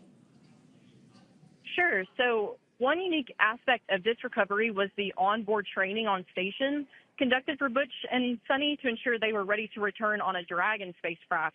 That training covered all aspects of their return, including nominal and contingency departures, deorbit burns, splashdown, and post-landing ops, which is what this team is preparing for now. As for the recovery teams themselves, we started the day taking a series of helicopters out to the vessel. And as standard, the recovery director and crew support teams were on that first helicopter out and took the time to get everything prepared on the ship. About 2 hours before splashdown, they deployed those fast boats and jet skis into the water.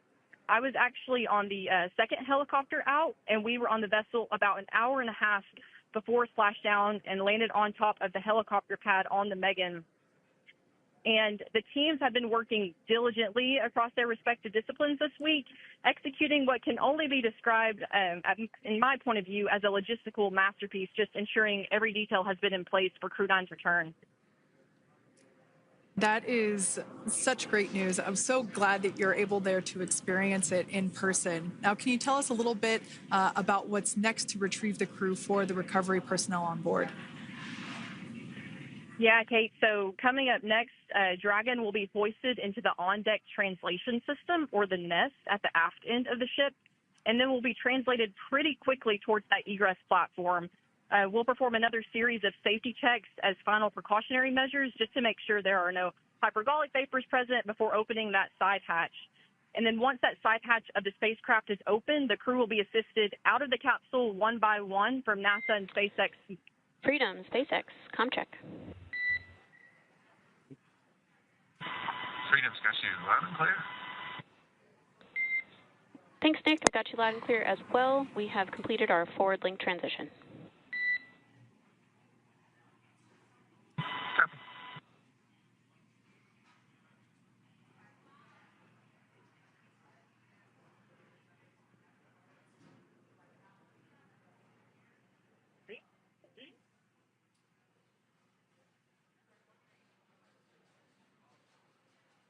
And Jaden, if you did just want to go ahead and let us know what is next to retrieve the crew, we are continuing to get some great views on our screen, but I know you have an even better view yourself.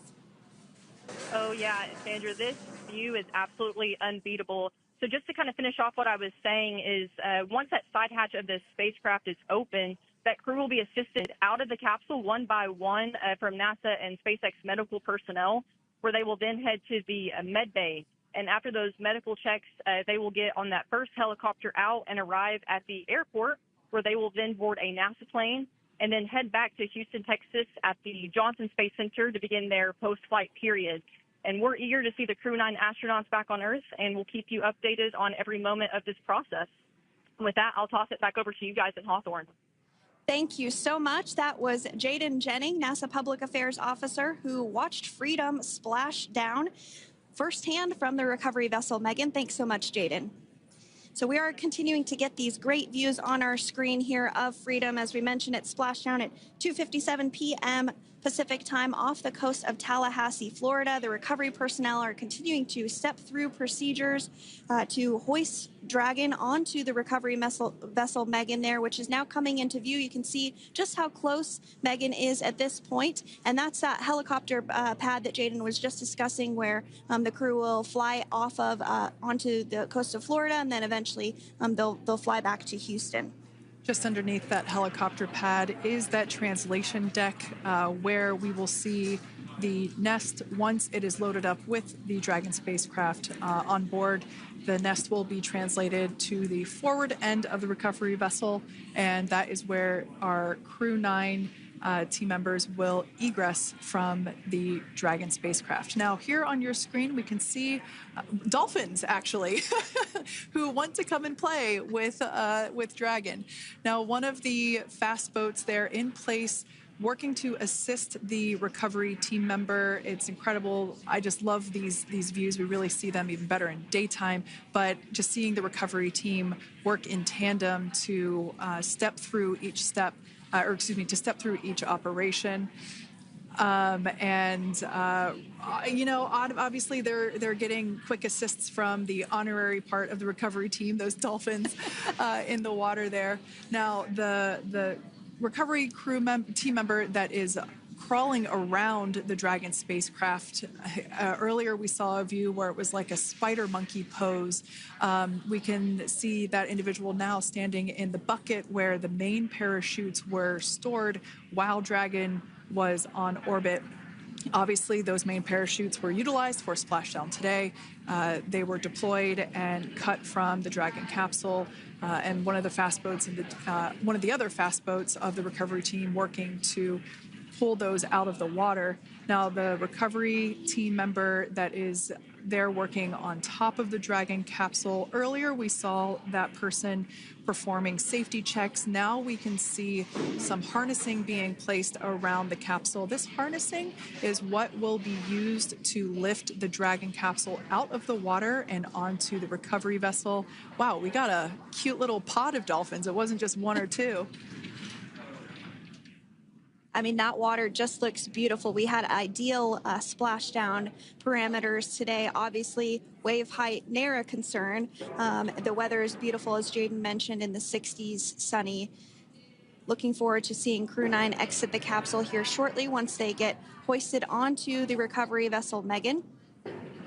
We can see that recovery vessel slowly but surely closing the distance there between... Oh, dolphin cam back again. We can see that the Dragon capsule and the recovery vessel, that distance is closing. Again, this is just one more step as we continue to work recovery operations for Dragon Freedom, and we anticipate the lift of the Dragon capsule to occur here in just a few minutes.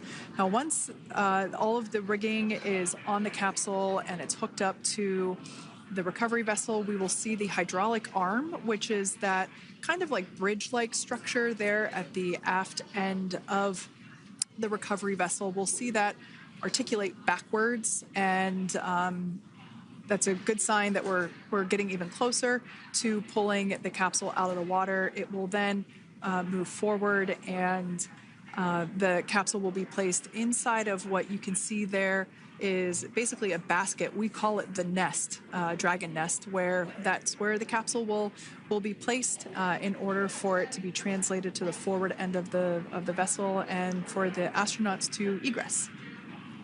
And before that does take place, we'll have potentially views of the rigger go ahead and jump off of the spacecraft there. That typically occurs when the spacecraft is a little bit closer to the recovery vessel, and we usually get a really good view of that particular operation from one of the onboard cameras from the recovery vessel. That is an operation that I have a lot of respect and admiration for that individual that does that.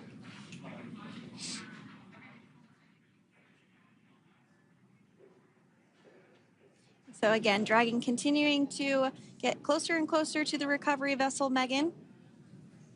You see some of those ropes now coming into view as well. If you are just joining us, Crew 9 splashed down off the coast of Tallahassee, Florida at 2:57 p.m. Pacific time with NASA astronauts Nic Hague, Butch Wilmore, Suni Williams, and Roscosmos cosmonaut Aleksandr Gorbunov. They're now working through procedures to hoist this spacecraft up onto the recovery vessel Megan. We just saw that hydraulic arm get lowered into the lifting position.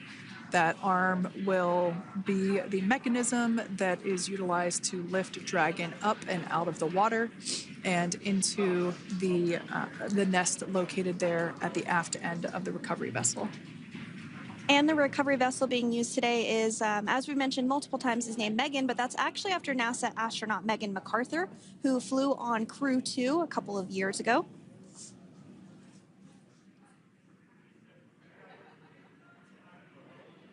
We're getting some views now from actually inside the boat.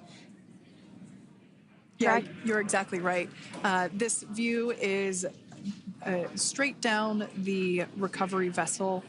That platform that was closest to the camera, that is the egress platform. Freedom. Rigging is almost complete.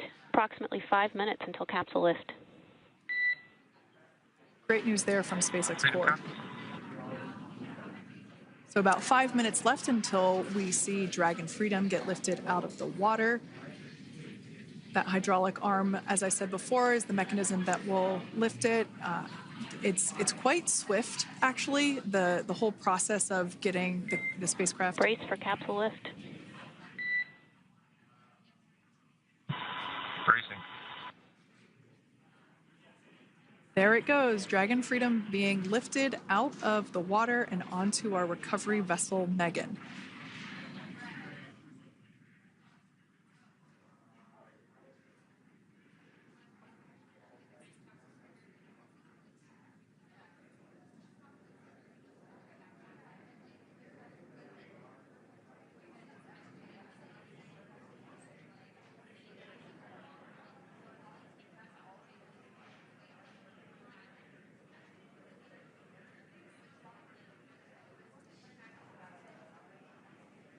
So once securely on...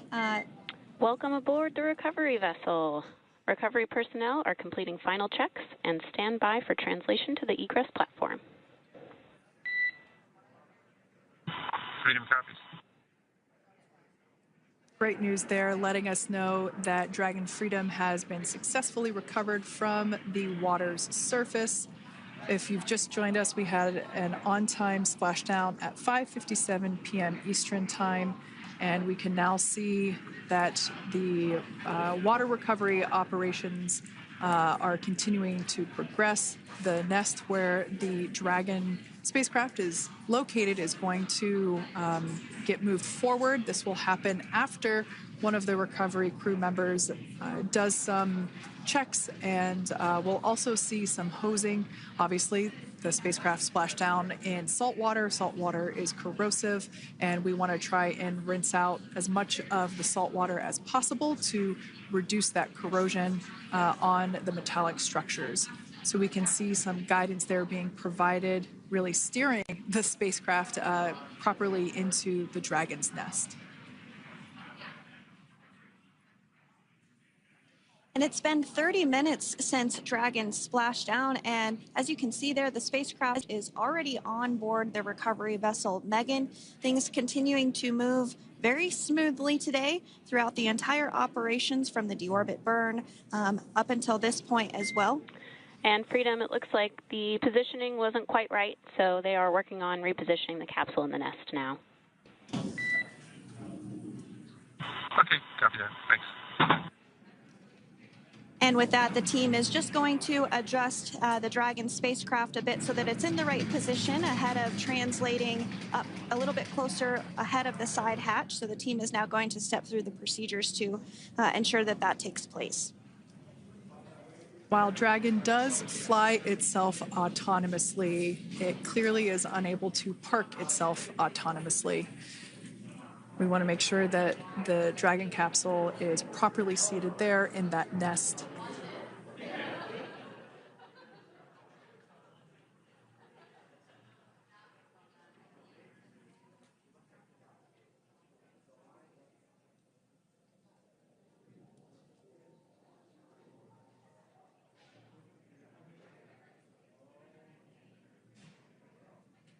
Once Dragon is fully seated in the nest, we'll probably see a bunch of that salt water come out from the bucket there located underneath the side hatch.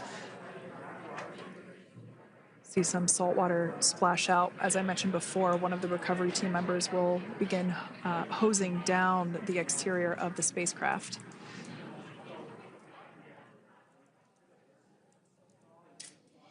So you are continuing to get some great live views on your screen of Crew 9, which includes NASA astronauts Nic Hague, Suni Williams, Butch Wilmore, and Roscosmos cosmonaut Aleksandr Gorbunov, who splashed down off the coast of Tallahassee, Florida, 2:57 p.m. Pacific time this afternoon. Now working to get that spacecraft situated in the nest. Just making some final adjustments and tweaks to ensure that it's nice and secure.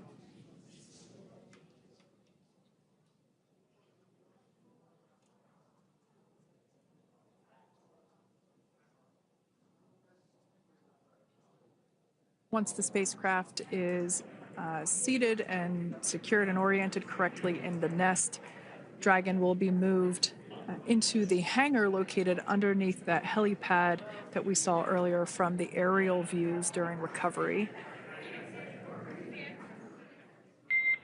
All right, Freedom, looks like you are settled into the nest now. Team is working through hypergol sweeps. Copy all.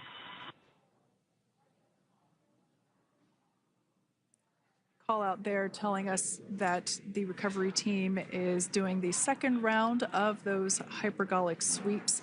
This helps ensure that everyone, all the recovery team members that are located basically right where this camera is located on, towards the forward end of the recovery vessel, that they will all be safe once the spacecraft is translated forward.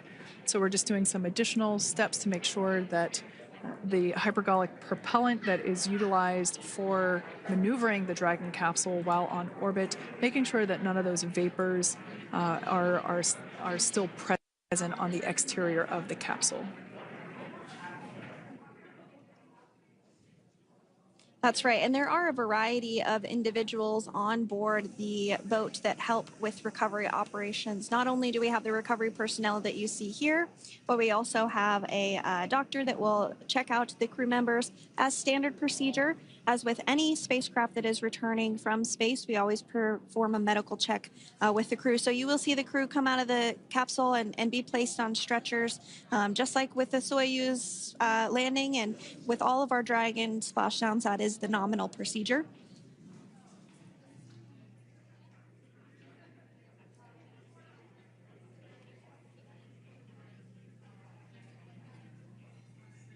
We'll stand by to see Dragon Freedom translate or scooch up a little bit closer to the camera angle that we're seeing right here. And then teams will step through procedures to get that side hatch opened. You see it right in the dead center of your screen there. It's kind of that rectangular shape. It has not been opened since since Crew 9, which include Nic Hague and Aleksandr Gorbunov, launched back in September from the Kennedy Space Center in Florida. So that will be the very first time that hatch is opened.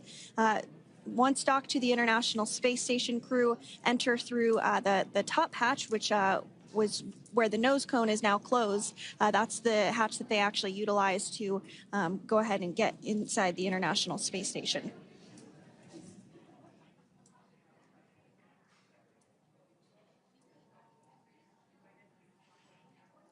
So as we get a little closer to that hatch opening procedure, you might start to see more individuals come into frame for some of that support. The ship has a maximum capacity of a little over 40 people on board, and it takes a variety of different roles, as we've discussed, to support. Also on board is the chief of the astronaut office for NASA, that's Joe Acaba.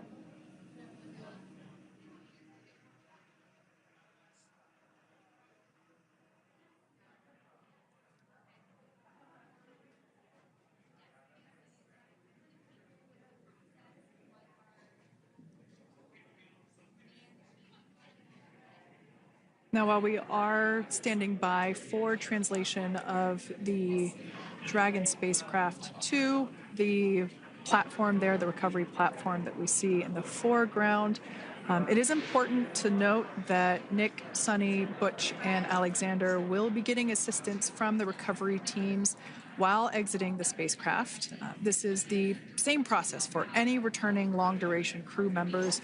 As you could imagine, returning to a gravity environment can wreak havoc on our vestibular system, which is responsible for maintaining balance and motion. Of course, safety is our #1 priority with this operation, so we'll see the crew members helped out of the spacecraft one by one, and they will be assisted the few feet to the medical quarters aboard the boat. And on board Dragon are 3 veterans space flyers. That includes Nic Hague, the commander, as well as Butch, Wilmore, and Suni Williams. Aleksandr Gorbunov is completing his very first space flight on this mission, and he completed 171 days in space along with Nic Hague.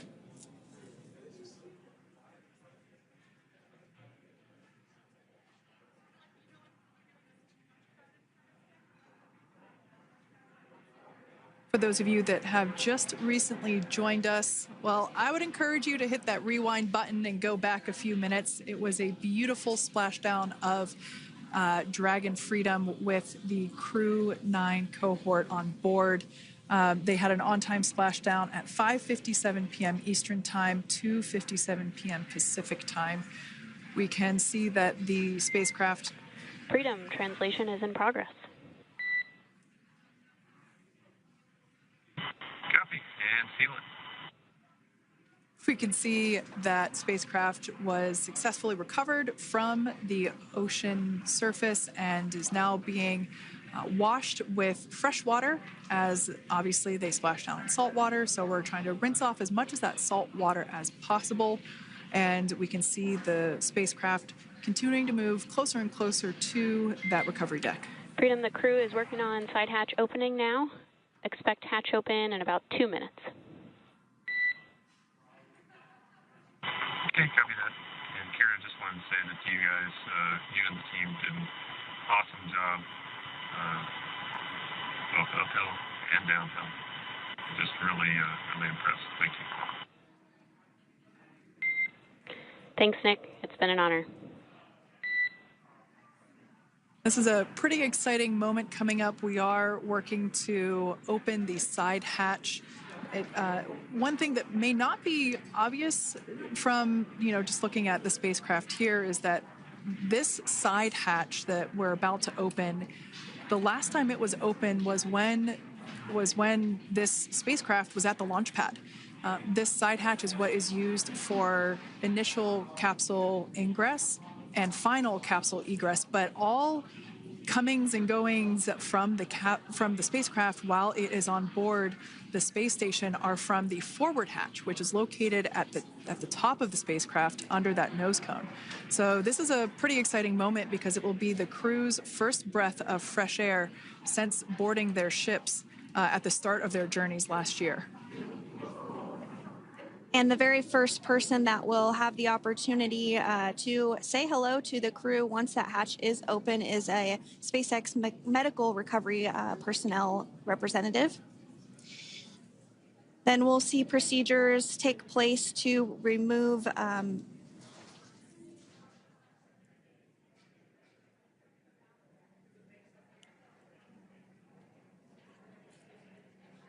the footrests of Dragon. That will just help the recovery personnel get a little bit more room to access the crew and help get them out of the spacecraft.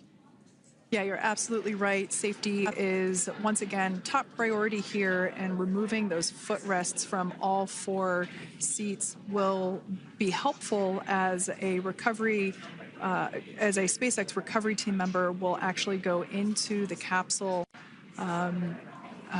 into Dragon Freedom to help the crew members unbuckle and stand up, and essentially we'll also see a fun little slide be put in place to help the crew members exit the spacecraft safely. So yeah, we're going to remove all 4 of those footrests to basically give a little bit more working room inside the spacecraft.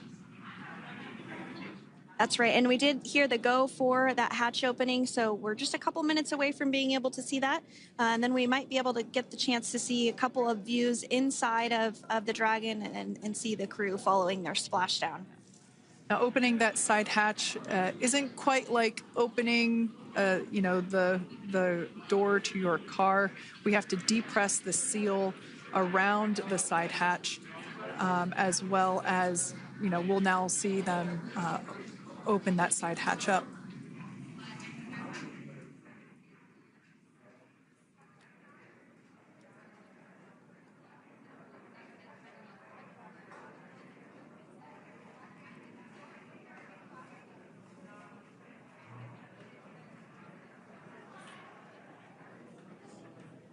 And there you have it. The side hatch is open for the first time since September.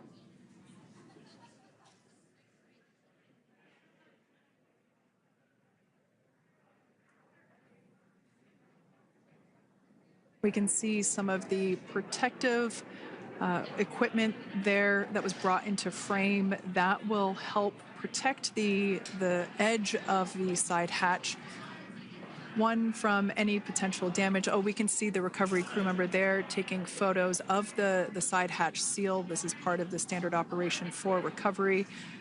These photos will get saved into our procedure. We'll then install that protective frame around the side hatch. This helps to ensure that the side hatch itself, the edges of it, incur no damage while crew members are coming out from the spacecraft.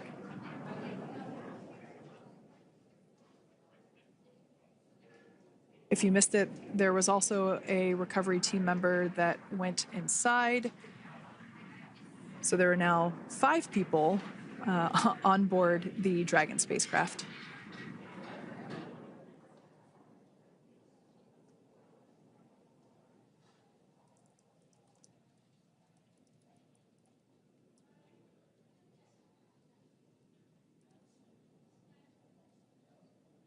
And if you are just joining us, it has not yet even been an hour since Crew 9 splashed down off the coast of Tallahassee, Florida at 2:57 p.m. Pacific time.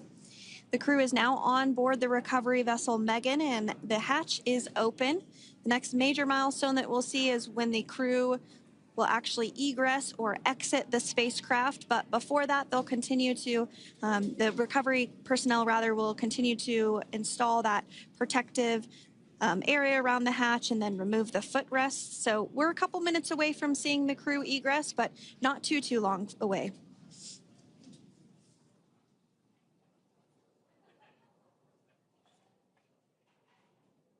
We'll probably see those footrests being handed out here in the near future, as I mentioned before.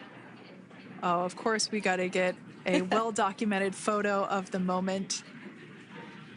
Although we can't see it from here, I'm pretty sure there are 4 smiles on board right now. And we did hear that report out from the commander, Nic Hague, following splashdown, that there were four smiles as far as he could see. Yeah, capsule full of grins. Now, generally speaking, and there we do see Crew 9, some happy waves, smiles all around back on Earth.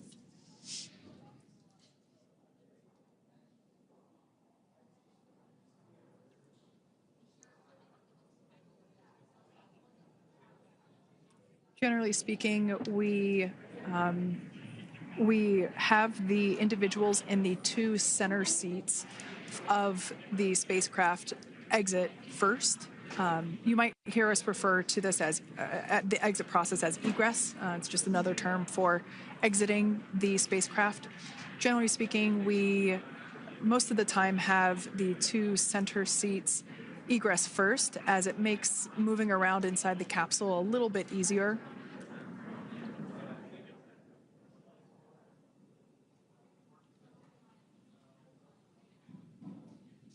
We can see the tablets that were previously located on the upper leg of the crew members. We can see those being handed out to the recovery team. Those were taken off prior to the entry phase, to spacecraft reentry. Those had to be stored and secured prior to dynamic operations.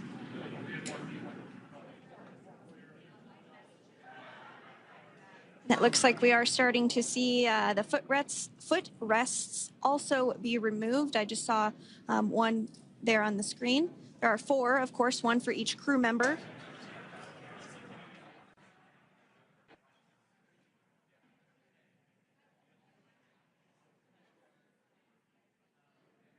Those footrests are made out of carbon fiber and are actually sized appropriately for each crew member, as everybody has different measurements and different leg lengths.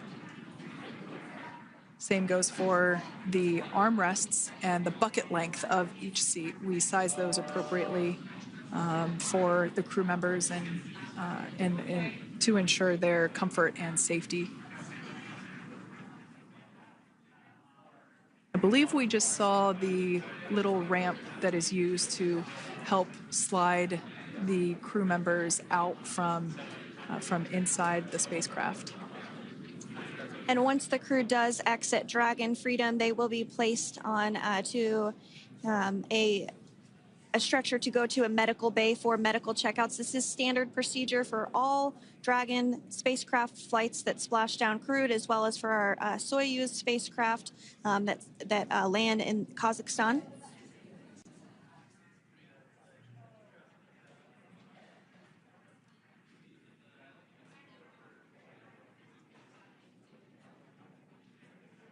We can see the exterior of Dragon Freedom quite clearly in this shot, and it's such a beautiful sight.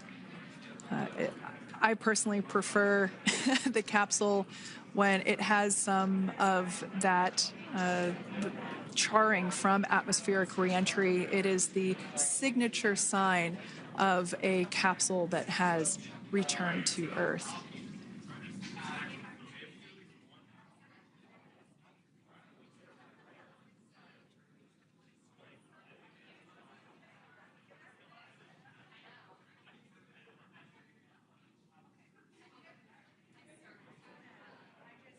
Continuing to stand by for our first crew member to egress or exit for Dragon Freedom following their splashdown at 2:57 p.m. Pacific time.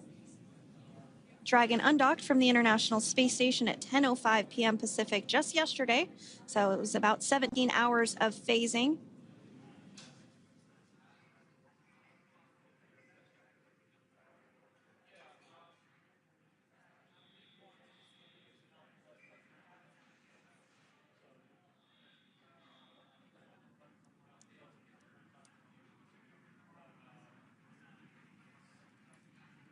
And while on board the International Space Station, Crew 9 contributed to 900 hours of science, over 150 research experiments and investigations. making great use of the microgravity lab of the International Space Station, which celebrates 25 years of continuous human presence this November.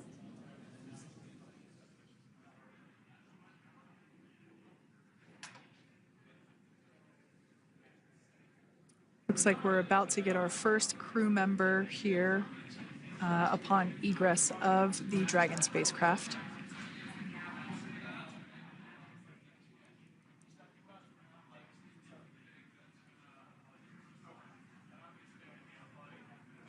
So we are standing by for that egress. Outside of Dragon, you do see one of those stretchers. This is the expected procedure, as the crew will be taken to medical facilities following their exit from Dragon.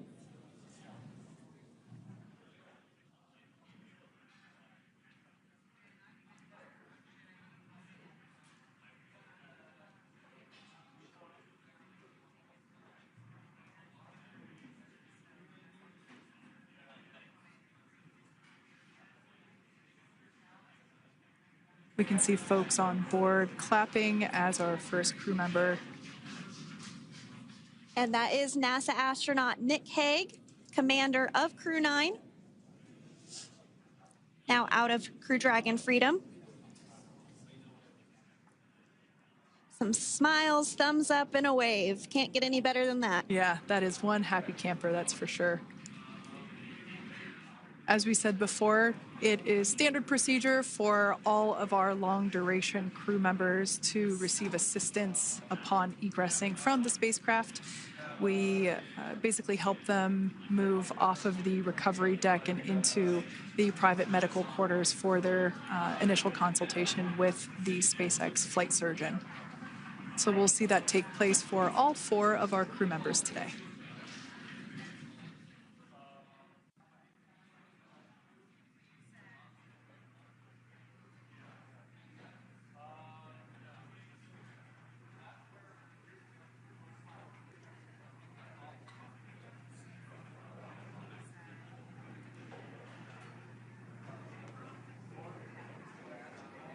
And we are standing by for the next crew member to exit Freedom.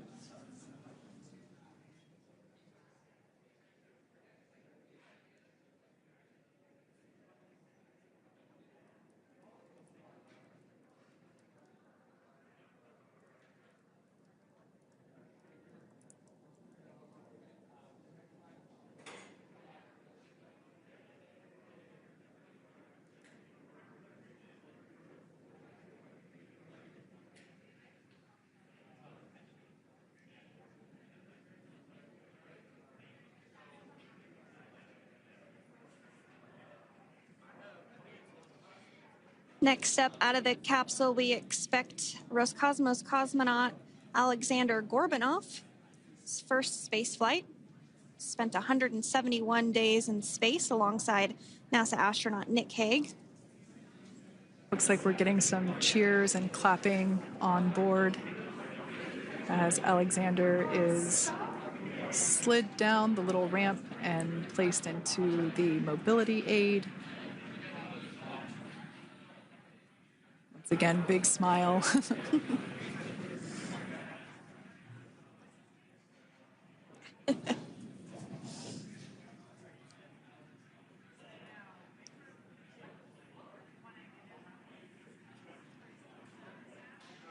Now, the 2 crew members remaining in Dragon are NASA astronauts Suni Williams and Butch Wilmore. They completed 286 days in space. One of the remaining footrests being removed from the Dragon spacecraft.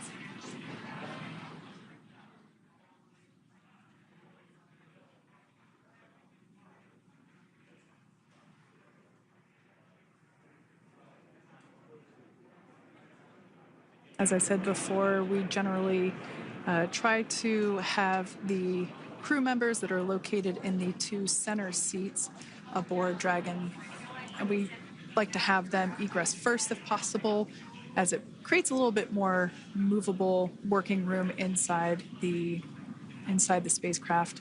There is a recovery crew member inside that is helping all of our Crew 9 crew egress or exit from the spacecraft.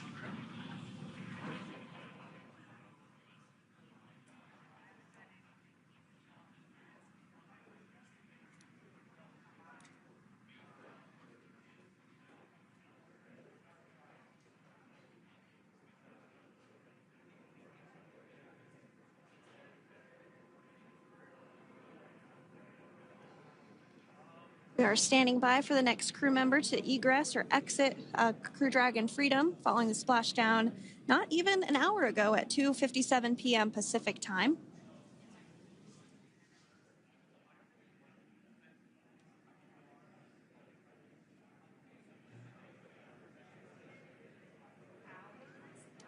Really have the recovery operations down pretty quick at this point.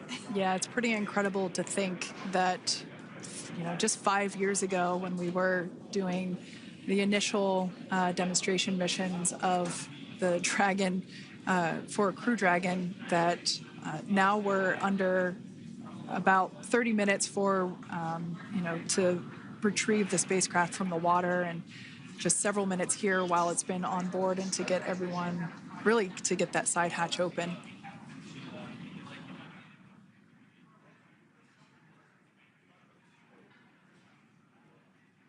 For those of you that have just recently joined, the Dragon had an on-time splashdown. It looks like we're getting our next crew member here. That is none other than Suni Williams. Big smile, big waves. She, like her other crew members, now will be assisted onto the mobility aid.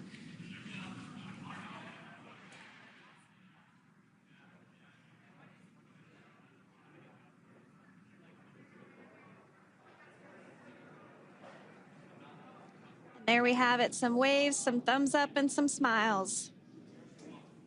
Definitely seems to be a theme among all recovery operations. Absolutely. And of course, that leaves NASA astronaut Butch Wilmore inside Dragon in seat 4.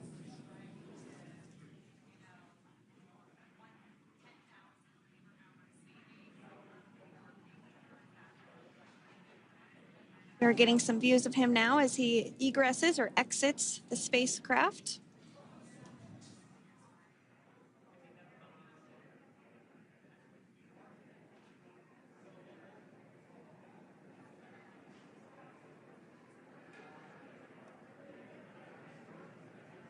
Once again, some elation and cheers there from Butch Wilmore.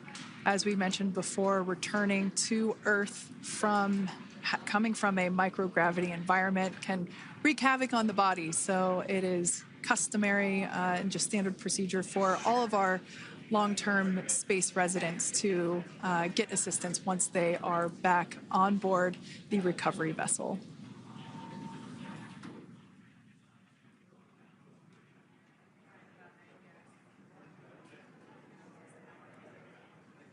Well, now that Nic, Butch, Suni, and Alexander are safely back home on Earth and getting checked out by the NASA medical team, we're going to wrap up our live coverage of their return. The Crew 9 mission began a little differently than usual since Butch Wilmore and Suni Williams were already aboard the space station when Nic Hague and Aleksandr Gorbunov arrived on the Crew 9 spacecraft in September. Having arrived as the crew flight test crew for Starliner, Wilmore and Williams were fully incorporated into the space station's Expedition 72 team and began research and other work aboard the station along with the other crew members. Williams commanded the orbiting laboratory for much of the expedition. After a successful liftoff and separation from Falcon 9, Nic and Alexander made a short flight on board Dragon to the International Space Station. Veterans of long-duration space station missions, both Williams and Wilmore conducted spacewalks during their 9 months in space. Like all crews on the station, Crew 9 had the ability to leave at any point had there been an emergency. With their full-duration mission coming to an end, the crew began packing up their personal items for their return to Earth about a week ago and worked through tasks and shared lessons learned with Crew 10 teams as they arrived a few days ago. Their journey home began about 17 hours ago when they closed the forward hatch to Dragon and undocked from the space station at 10:05 p.m. Pacific, 1:05 a.m. Eastern. After 4 successful departure burns and a phasing burn to line up their orbit, Nic, Butch, Suni, and Alexander rested for a few hours before waking up to prepare for re-entry this morning. We jettisoned Dragon's trunk and performed our final on-orbit maneuver, the approximately 7.5-minute-long deorbit burn, and that occurred at 2:11 p.m. Pacific, 5:11 p.m. Eastern Time. And that sent Dragon on its path home. The spacecraft re-entered the Earth's atmosphere and slowed its descent with successful deployments of 2 drogue parachutes and 4 main parachutes, with the final splashdown occurring off the coast of Tallahassee, Florida at 2:57 p.m. Pacific, 5:57 p.m. Eastern. Following that successful splashdown, we saw SpaceX recovery experts move in and prepare Dragon Freedom for its lift onto the recovery vessel. And just a little less than an hour following splashdown, we saw Nic, Suni, Butch, and Alexander make their way out of Dragon and into the recovery ship's medical facilities, safe and sound. Next up, they'll catch a helicopter flight back to shore, where they'll transfer to aircraft that will take them home. The astronauts will take a NASA plane for the short flight back to Houston, where they'll be reunited with family and friends to bring an end to this mission. It's been an honor and a privilege to share their journey with all of you as we continue this new era in human spaceflight. Return today marks the end of the direct handover we executed after successfully launching the Crew 10 mission to the space station just last week on Friday, March 14th. Thank you, as always, for joining us for tonight's coverage of the splashdown of Crew 9. Remember to follow SpaceX on X and NASA online and on social media for updates for the very latest on crew and cargo flights to and from the International Space Station. And we'll continue to share the progress of Nic, Suni, Butch, and Alexander on social media as they travel back home.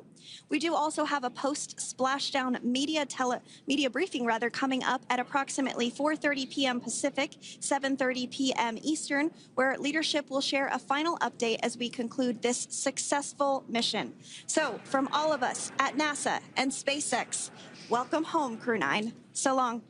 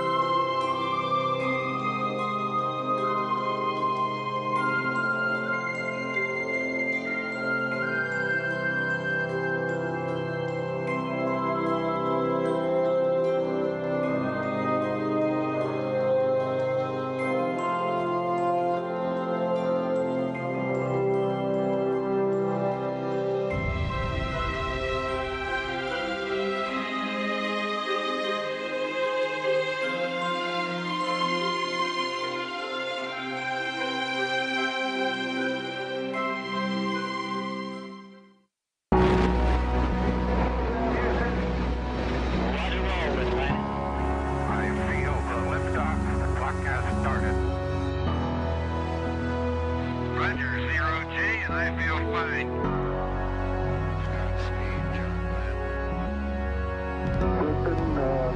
Tranquility Base here. The Eagle has landed. Rocket Tranquility, we copy you on the ground. New possibilities are opening up for scientific cooperation between countries. 1-0-0. Liftoff. Americans return to space as Discovery clears the tower. Discovery, go and throttle up. Discovery, roger. Go for deploy. Everybody in the shuttle program, the crew is go for launch. Roger. Nice to be in orbit. We have followed in their footsteps to get us where we are today.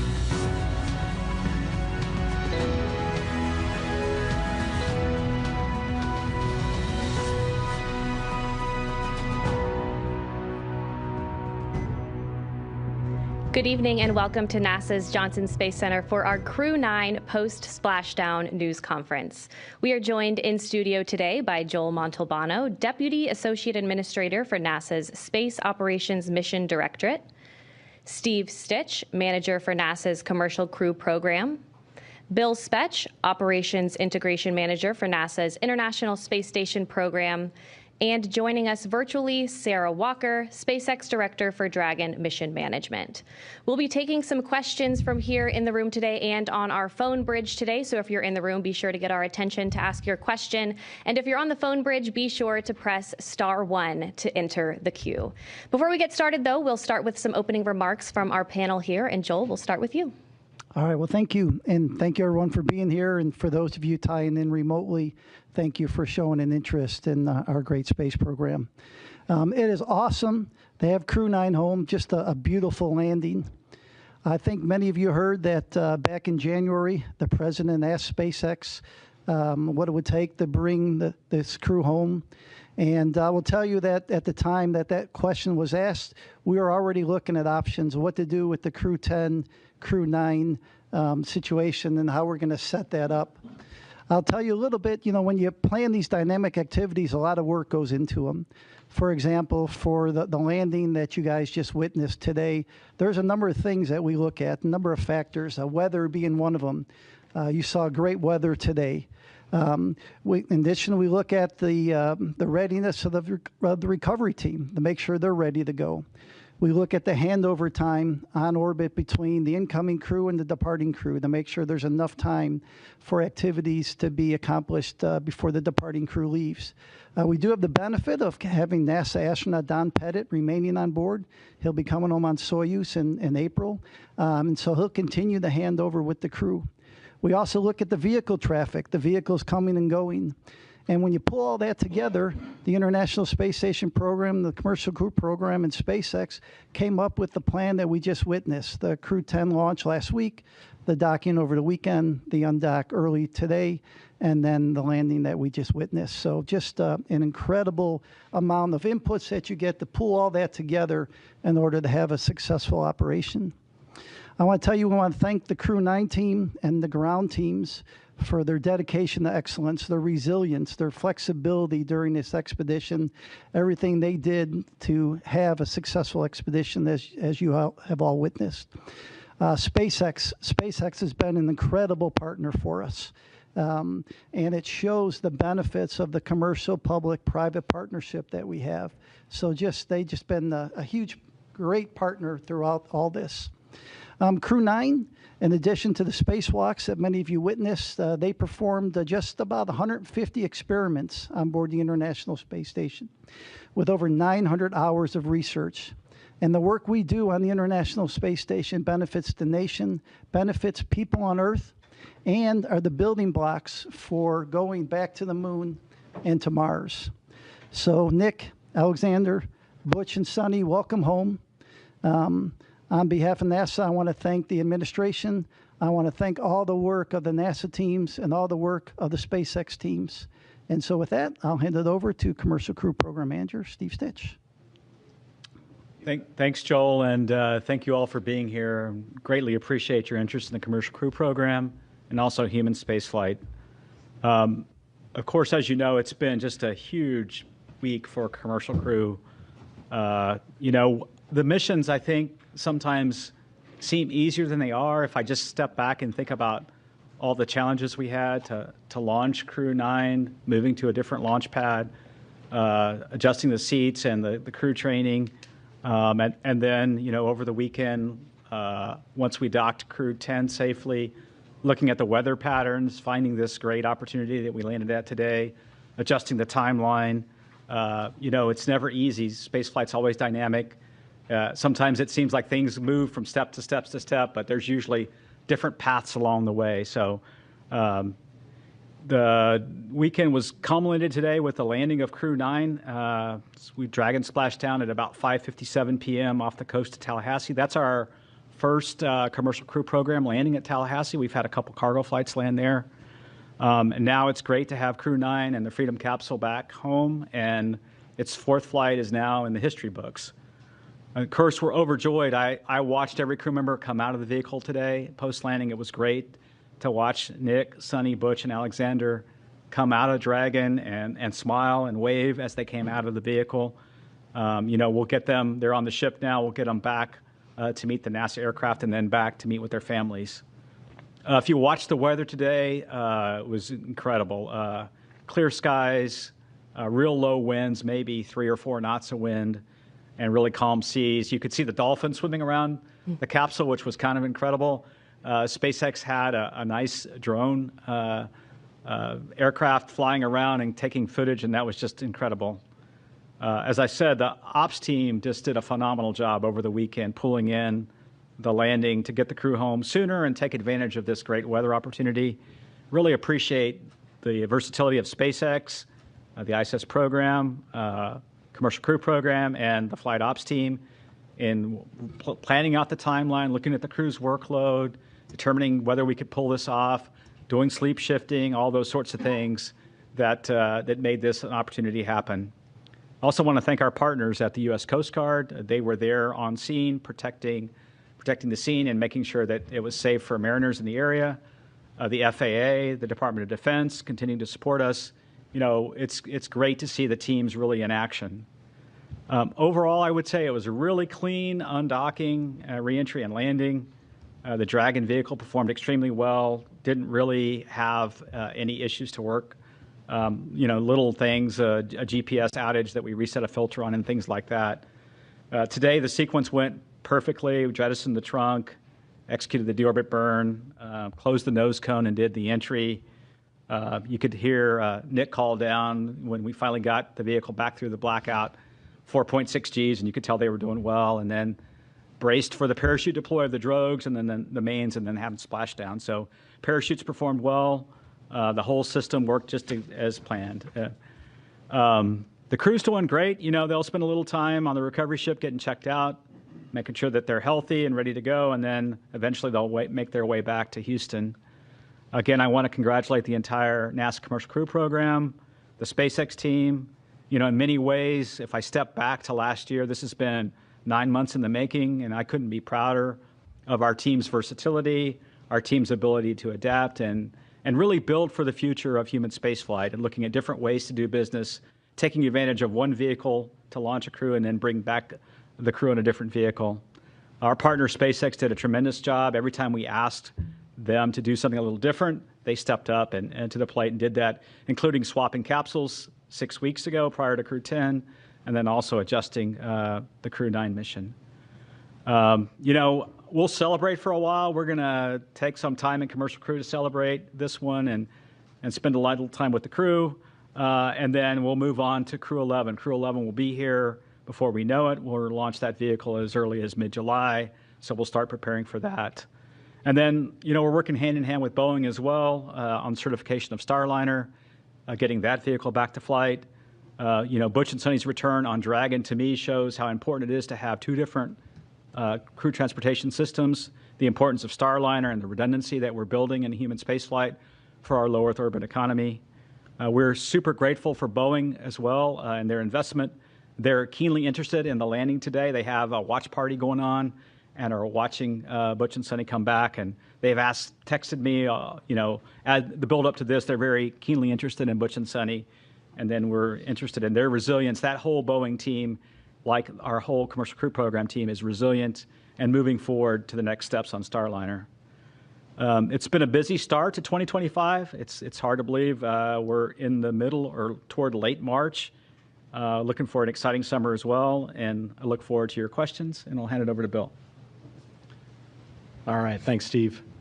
Yeah, welcome, and thanks for everybody's interest as we continue on. Return today marks the successful completion of the Crew 9 mission, and really with them handing over operations on board to Crew 10. Just some interesting stats as we go through. Nic and Alexander both spent 171 days in space on this trip, seeing the arrival and departure of 4 different visiting vehicles to the ISS. Butch and Suni spent 286 days in space, and they got to see 8 different visiting vehicles coming and going from the ISS. We stay really busy as we talk about all these vehicles coming and going from the station. Nic and Butch each conducted 1 spacewalk, and Suni conducted 2. That actually gave Suni the record for most time on spacewalks by a woman, and puts her 4th overall in terms of time outside doing spacewalks. The crew contributed to more than 150 unique experiments, like Joel said, including stem cell technology to potentially address blood diseases, autoimmune disorders, and cancers. They tested lighting systems to help maintain circadian rhythms, which will help improve conditions for not only future crews as you go through spaceflight, but also those on the ground for shift workers and those in extreme or remote environments. They did plant growth and quality experiments to support future Moon and Mars missions as we look forward with that. They loaded a really interesting experiment. JAXA had their first wooden satellite. They loaded that into and got that deployed from the ISS. And then as part of their spacewalk, Butch and Suni collected samples from the station's exterior to study the survivability of microorganisms in the vacuum of space. I'll tell you, the Crew 9 crew did a great job here in the near term supporting this shortened handover period with Crew 10 and enabling that landing opportunity that we saw today. There was a lot of work that they did ahead of Crew 10 arrival to get prepared, and then really working through all of the things that we need to do to hand over the emergency procedures to the crew, to get the cargo transferred that they need to, and to get all the vehicles set up for Crew 10 to be very successful. Crew 10 is already working hard, and they're working on key science investigations on board. They already kicked them off even while they were getting prepped for undocking the other day. So coming up on ISS, we still have a lot going on. We have NG-21 release at the end of March, providing some important trash disposal for the space station. Always, you got to get rid of all the stuff that you bring up, so you got to bring that down somehow, and NG-21 is going to take away a lot of that. And then we'll look forward to Soyuz MS-27 launch Tuesday, April 8th from Baikonur Cosmodrome at about 12:47 a.m. Central. That'll be carrying NASA astronaut Johnny Kim and cosmonauts Sergei Ryzhikov and Alexei Zabritsky. And then before Soyuz MS-26 returns, Alexei Ovchinin will pass on the role of ISS commander to our JAXA astronaut Takuya Nishi. Really a lot of great stuff continuing on station. I really appreciate the entirety of the team, joint with SpaceX, NASA, our operations team, the program teams, the engineering teams, all the work it takes to turn around these missions. It's a ton of stuff, and then we go change it on them at the last minute, and they handle it like the pros that they are. So welcome home to Crew 9, and with that, I'll hand it over to Sarah. All right, thanks, Bill. Well, it's a good day to be here at SpaceX, and it's a good day down in Florida as we welcome Crew 9 home from their stay at the International Space Station. We're happy to have safely returned Nic, Alex, Suni, and Butch back to Earth and to their families after their time at the orbiting laboratory. Human spaceflight is dynamic and exciting, and this crew knows that as well as any other. So back in September, Steve was talking about this a bit, Crew 9 became the first human spaceflight mission to launch from Pad 40 using our new Dragon Tower that we completed construction on last year. And it was our first mission in a while to fly a crew of 2 since Bob and Doug's historic flight in 2020. So then just 3 days ago, we launched Crew 10 to take over and continue the work of Crew 9 on ISS. And I forgot to mention this Friday night, but Crew 10 was our 50th Dragon mission since first launching COTS 1 in December of 2010. That's a huge milestone for the team. COTS, if you don't remember, stands for Commercial Orbital Transportation Services, and COTS-1 was the first demonstration mission under that original partnership with NASA to resupply the space station with cargo flights. It was also the mission that inspired me to join the SpaceX team, which I'm so grateful I was given the opportunity to do a few months later. So the rest is history. We've been bringing cargo and more recently crews to the orbiting lab for well over a decade since. And as we talked about a few days ago after Crew 10 launch, NASA and SpaceX adapted as this mission evolved. And I appreciate all the kind words said already during this press conference. As we adapted together, we kept safety at the forefront. And thanks to the teamwork across the two agencies, a change in the Dragon spacecraft for Crew 10 and then a shortened handover helped accelerate the Crew 10 launch and the Crew 9 return. Then over the weekend, we decided as a joint team to undock a day earlier than originally planned to take advantage of some great weather we were seeing off the coast of Tallahassee for splashdown. So I know this required quite a bit of creativity from the NASA team and the onboard crew to compress the handover even further than they already had. And I'm thankful for everyone's hard work and flexibility to safely bring Dragon and the crew home today. I'd be remiss if I didn't acknowledge that today's return was also our final Dragon recovery on the East Coast. So after 6 years of successful recovery operations off the coast of Florida, we'll now be moving all Dragon recovery operations back to the West Coast. I just hope the California coast can bring as many dolphins as we saw during today's operation. That was really fun to see. We had a nominal return today. Dragon is healthy and the parachutes performed as expected. The crew is likely on the recovery vessel now, soon to transit to the SpaceX NASA handover location, while the SpaceX vessel transports Dragon back to our refurbishment facility at Cape Canaveral in Florida. It's amazing to think that SpaceX has now safely flown 62 crew members from 14 countries to space, 52 of those to and from the International Space Station. Dragon has supported 46 missions to the station in all, and 29 of those on reflown Dragons. I think that's enough flights that we can be really proud of what the team has built together and what we've accomplished, but always with the humility and awareness that we will continue to learn every single mission. The stakes of getting this right are and always will be high. And as Bill Gerstenmaier often says, we must always stay hungry and vigilant to scour the data before, during, and after every operation we perform. It's always an honor for all of us here at SpaceX to launch human spaceflight missions and safely return astronauts and cosmonauts as we continue to advance human spaceflight. Thanks for having me on the briefing today and look forward to your questions. All right, thank you all for your opening remarks. We will go ahead and start taking some questions in the room, so please raise your hand, Gina. Go ahead.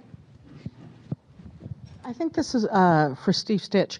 Crew 9's home, but the research hasn't stopped because what you need to know about what happened with Butch and Suni on orbit, that's still an ongoing medical research project. Would you kind of expand on that for me? What will you learn about their 9 months on the space station? Yeah, I think I can comment and then see if Bill has anything to add. But every single crew member that we fly in orbit, we collect medical research data. We do various blood draws at various times during the flight, especially toward the end. Do bone density measurements in space. We look at their vision and how their vision might change over time, their intracranial pressure. We do all kinds of things. So you're right. Every single astronaut, when they come back, including Nic and Alexander, has participated in all kinds of experiments, and we're learning from all those. And I'll see if Bill has anything to add.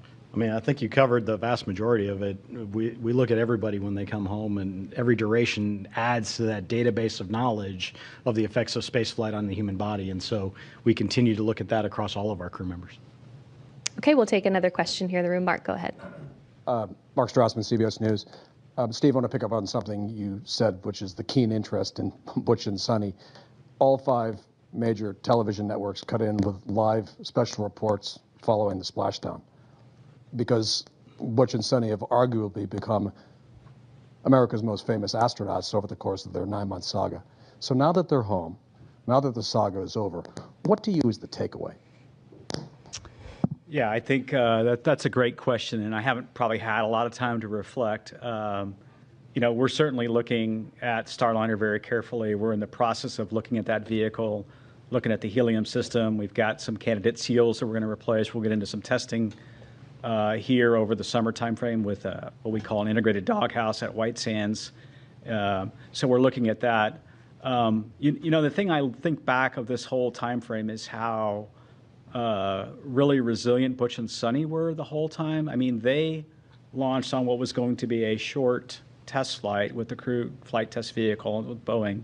And then they moved very quickly into station increment operations, and they became seamlessly part of the International Space Station.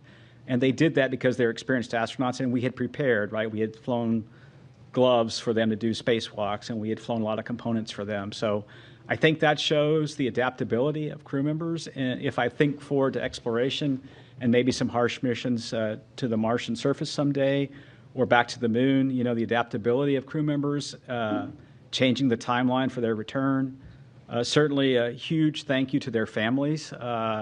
You know, when you think about Butch and Suni, they enjoyed their time on station. They got to do spacewalks, and they got to do lots of cool science and things like that. Their families are the ones that really, you know, kudos to them for being resilient in a planned short duration flight now turning into a long duration. And I think back of when they went into quarantine. They went into quarantine in the April timeframe for the early May launch that we had for the crewed flight test. So the families, a huge thank you to them. I'm sure the reunion is going to be wonderful with the families. And we'll keep learning as we go and keep being adaptable in the future. Let me just add, that if it's okay, it shows the flexibility of our commercial providers. The fact that they flew up on the Boeing vehicle and home on SpaceX, this is a lesson learned for NASA too, such that when we do have Boeing and SpaceX both flying on a regular basis, we need to be able to do the opposite too.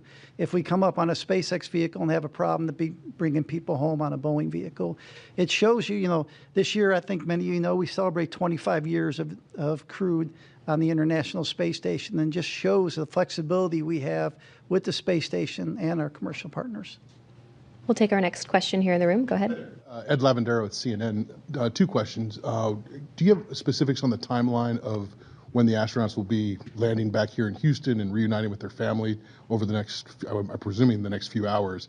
And then secondly, the more delicate question is, of all the talk that we've seen over the last months that these astronauts had been, quote, stranded in space, how did that kind of talk affect you guys over the last few months in formulating a plan to get them back home?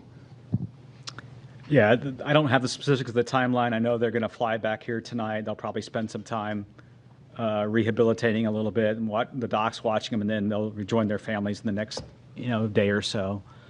You know, relative to the mission planning, I think what we did was we tried to look for opportunities to bring the crew back when it was safe to do so. And, you know, we always had a lifeboat, a way for them to come home all the way back to Starliner. If you remember, during the Starliner crewed flight test mission, we said if there were an emergency during part of that mission, we considered the thrusters, the service module thrusters, good enough to bring the crew back then.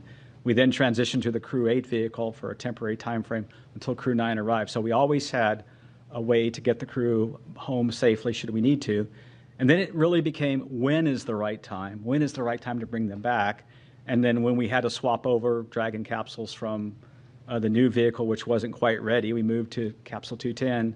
We figured this March timeframe was the timeframe to execute this direct handover that we just did. So for me, it's been the normal kind of planning I do all the time, looking at all the options, working with SpaceX, working with the space station program, and finding the right time to bring the crew back. Okay, we'll take another question here in the room.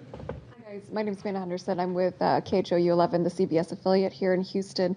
10 days turning into 9 months, but turning also into hundreds of hours of invaluable research that they got up there at the ISS, and also moonwalk hours. Can you talk a little bit about how, when you realized that they were going to be up there for longer than the intended time frame, they were able to transition into getting that invaluable research started? Yeah, I can start with that one, and I can let these guys add in. So even before they launched, because we knew they were flying on a test mission, we provided all the training for the stay on ISS that they would need to be a long-duration crew member. We flew the equipment. Every crew has unique equipment that they need to do a spacewalk, and we made sure we had that up there. So I think it really comes to the preparation that we did even before they flew that allows them to be so successful when they get up there. And that's really what we do with all of the crews that fly to the ISS. There's the rigorous training program that they go through. They're prepared for things. They have a lot of skills-based training that goes on so that they know how to do the basics of everything. And then we have an outstanding team on the ground working with them. They get to work directly with the scientists in a lot of cases on experiments that help walk them through what they're doing, video downlinks. We have a lot of different ways to kind of help them through, and it really just enables everything that they then do on board in an effective manner. But it all starts with that preparation that we did ahead of time, knowing that we have a test mission coming. I do think the difference, like the shuttle missions had a finite duration.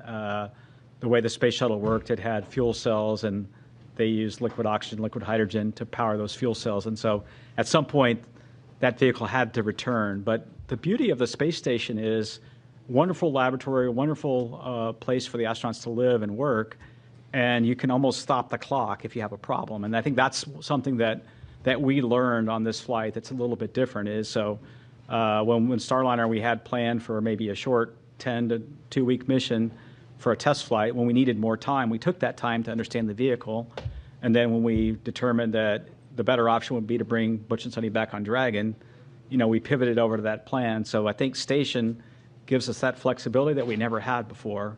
And we also have flexibility now, as Joel said, with 2 different vehicles. So someday there may be a case where we're using Starliner to handle a Dragon contingency problem of some sort. So we have a luxury that we didn't have in the past, and so we're adapting and learning from that. All right, we'll head over to our phone bridge to Marcia Dunn with the Associated Press. Yes, good evening. Probably for you, Steve. I understand the crew is being flown to Houston tonight and that they'll be staying at JSC in crew quarters. When will they be able to go home if they're feeling good? How much time off do they get before they have to go back to work? Are you giving them some extra bonus vacation? And when do you have to decide whether Starliner is going to be carrying Crew 12 up? What's the deadline for deciding on that mission, whether it'll be Starliner or Dragon? Thanks. Yeah, there's a lot of questions there. I hope I get all of them. Let's see. The first question was, when do they go back to their families? It's usually within a day or two, once they're cleared medically, that we make sure, as they readapt to gravity here on Earth, it's usually a day or two. They'll go back to their families. And then, they'll get some time off, and then we've done a lot of, fortunately with Butch and Suni, we've done a lot of debriefs already with them. And so we've gotten feedback on Starliner and feedback on many things for the crewed flight test already from them while they were on orbit. They'll have a standard set of debriefs with the Crew 9 crew because they really have been part of Crew 9 ever since Crew 9 docked. So they'll go through a series of debriefs, and then, but they will get some well-deserved time off, well-deserved time with their families. It's been a long time for them, and look forward to hearing their stories about meeting with their family. I think the last question, Marcia, was when do we have to decide Crew 12 versus the next step with Starliner? And we probably have a little bit more time as we get into the summer and understand the testing we're going to go do to make that decision, whether it be Crew 12 as the next flight or Starliner. We're also looking at some options for Starliner. Should we need to, of flying it uncrewed, the vehicle has the capability to fly uncrewed if we need to. And so we'll kind of weigh all those things as we get the testing and analysis behind us.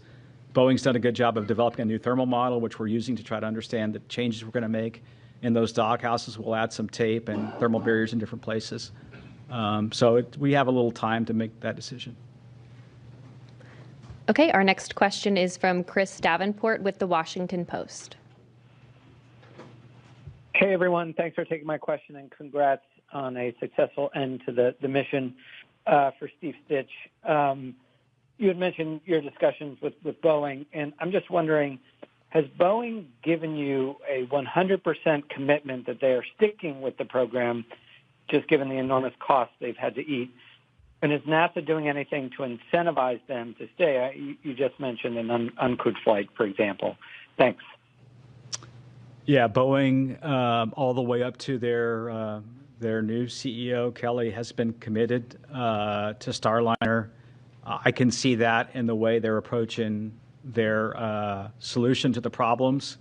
They're taking the time to understand the leaks we had in the helium system and testing some new seals that we may field in those flanges. The same thing with the the test plans that are multifaceted for the thrusters, some testing of the Teflon material, testing, integrated testing at White Sands. So I see them being very committed. They want to provide a transportation system with crewed capability to fulfill their missions. And then they're even, I think, stepping beyond that and thinking about low Earth orbit and COMLEO destinations with their vehicles. So I see a commitment from Boeing to continue the program. They realize that they have an important vehicle, and we were very close to having a capability that we would like to field. I think we have some changes we need to make to the way we heat those thrusters, the way we fire those thrusters, and then we can test that on the next flight. So. Our next question is from Ken Chang with the New York Times. Hi, thank you. This is for Joel, Steve, and Sarah. The White House put out a statement that said the landing today, representing President Trump, keeping his promise to rescue the astronauts stranded in space. And from what you just said during this news conference, I think it's been in the works for months, and a lot of work for everyone. I was just wondering, could you explicitly answer the question, if Kamala Harris were president, or if Joe Biden had run for re-election and won, would anything have changed with this mission? Thank you. NASA is an agency. We work for the president, and who's ever there, we work for them. We had an input from that office. We took a look at it. And, our job is to take all the inputs we get and operate as successful and safely as we can. And that's what we would do for this administration, and that's what we would do for any administration. Our next question is from Sana with Bloomberg News. Hi, thank you so much for taking my question. I had another question regarding Boeing. I know you just mentioned that you're looking at options for an uncrewed mission. So I guess we're wondering who would pay for the uncrewed mission, and would Boeing be required to redo the crewed test flight as well?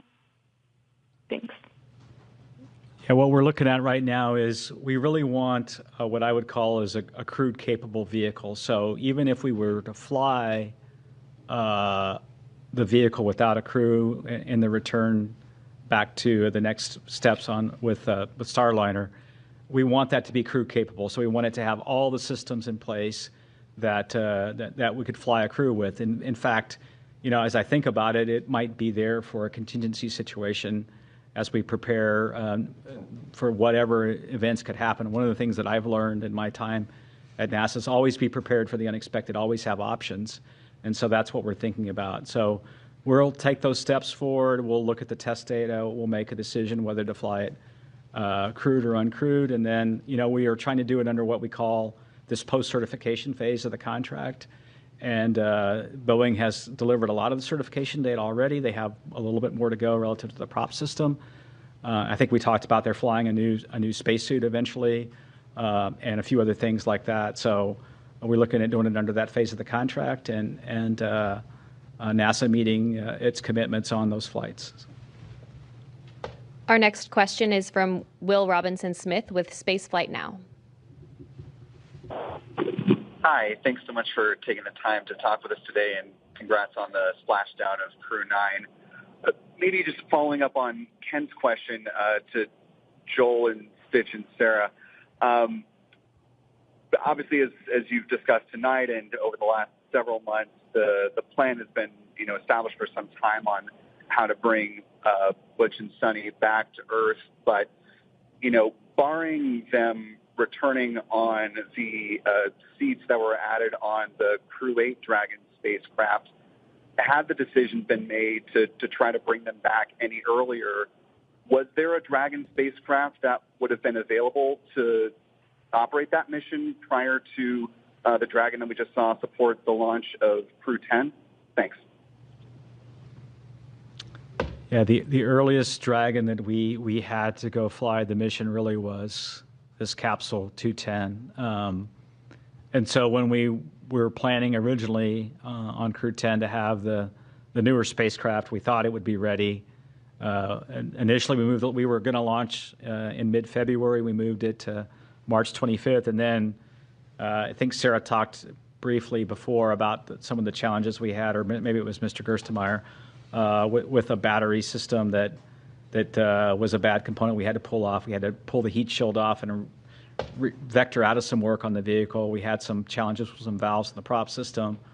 And this, to me, is just evidence of how complicated. I don't think we always do a super good job of explaining how complicated the spacecraft itself is made up of millions of components that have to work in an integrated fashion, and you go through testing and qualification to get there.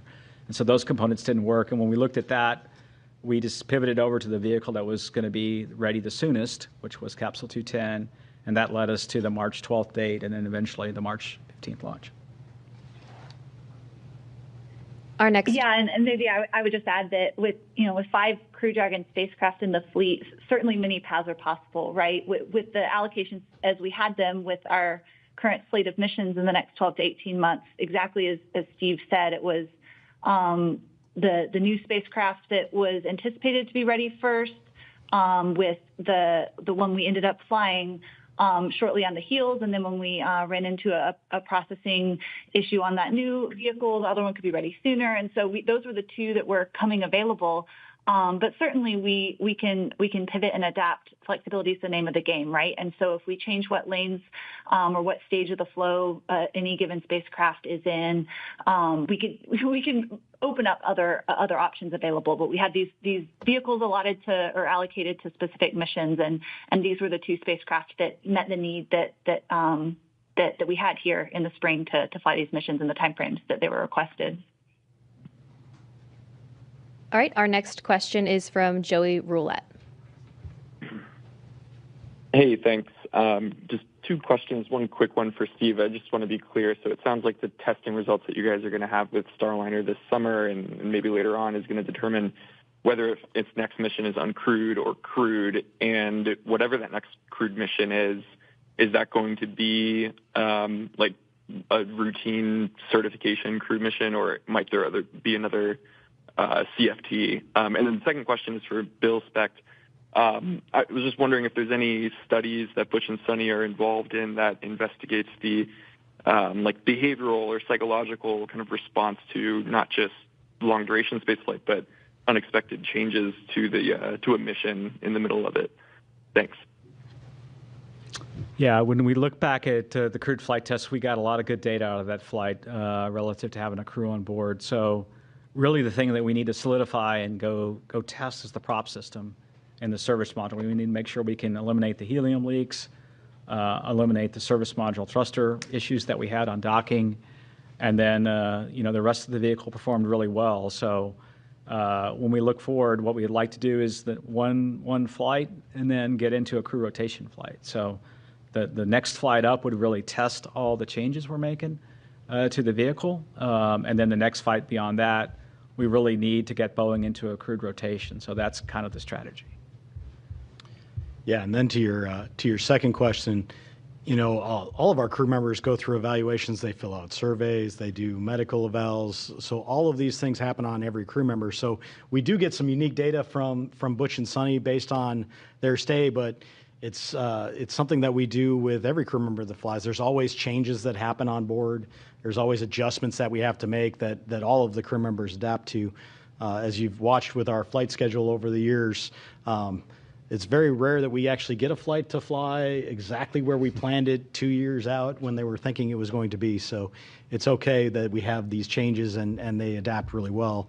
But everybody gets kind of looked at in terms of those effects and understanding just the effects of spaceflight on them. So.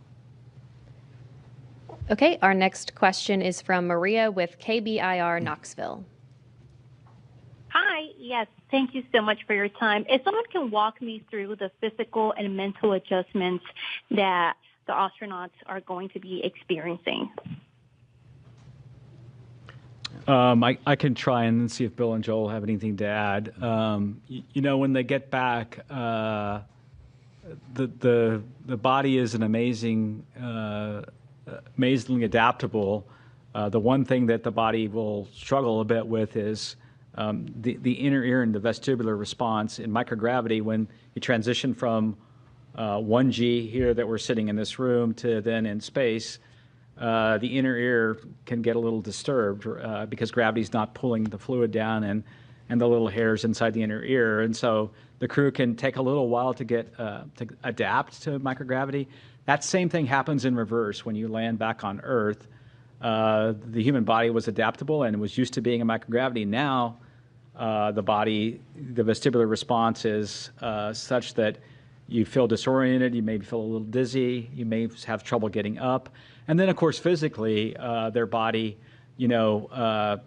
when they were operating in space and doing operations inside the various modules, their muscles weren't working as hard, their heart wasn't working as hard, and so there's a muscular and cardiovascular kind of reconditioning that has to happen. And so that's what's happening now. And then, there's a little bit of response coming back to 1G. In space, I could let this pin, release this pin, and it's going to stay right where it is. And in 1G, if I release the pin, it falls. And so there's a little bit of that the crew has to get back and learn the skills back here on Earth again. So.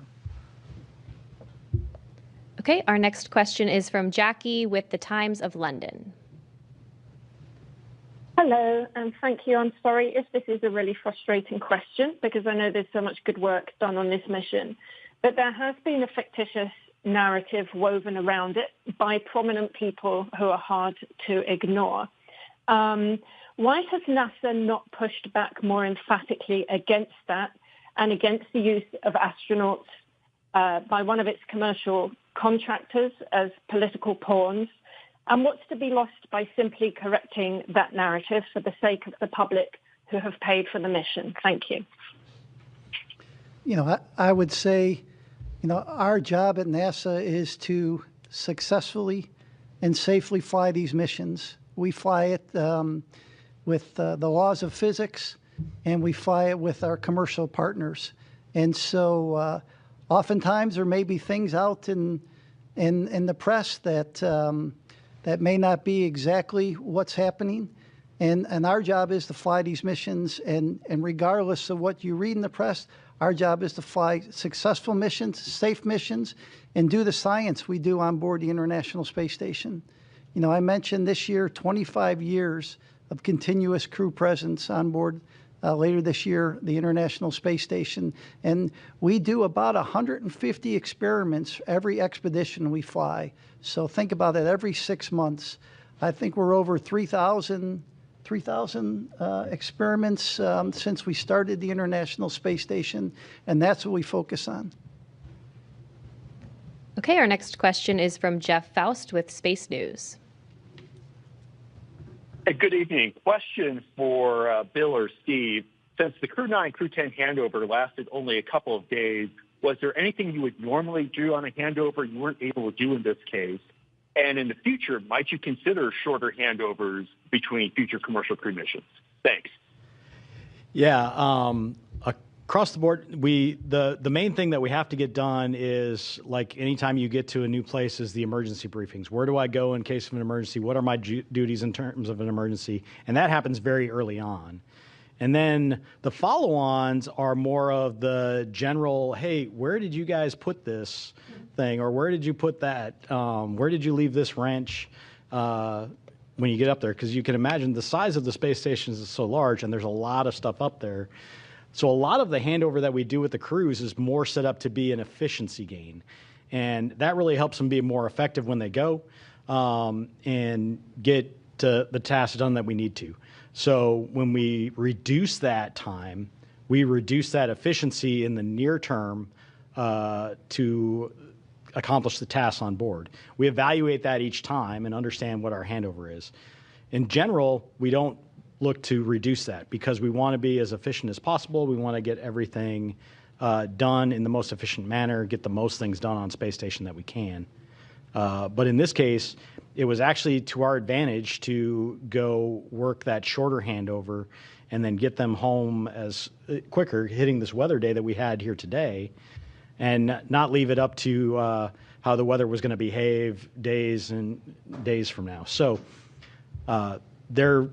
The critical stuff always gets done, that emergency handover, that how do we go handle contingencies on board. They're trained on the ground for all of these things. And we have a lot of support for the teams on the ground to help them as they go, so we can shorten it if we want to. But it's not quite the same as getting up there and finding out from the person that's been up there for 6 months, hey, I found that this was the best spot to put this, or I left this here. And so when you need it, go look over there.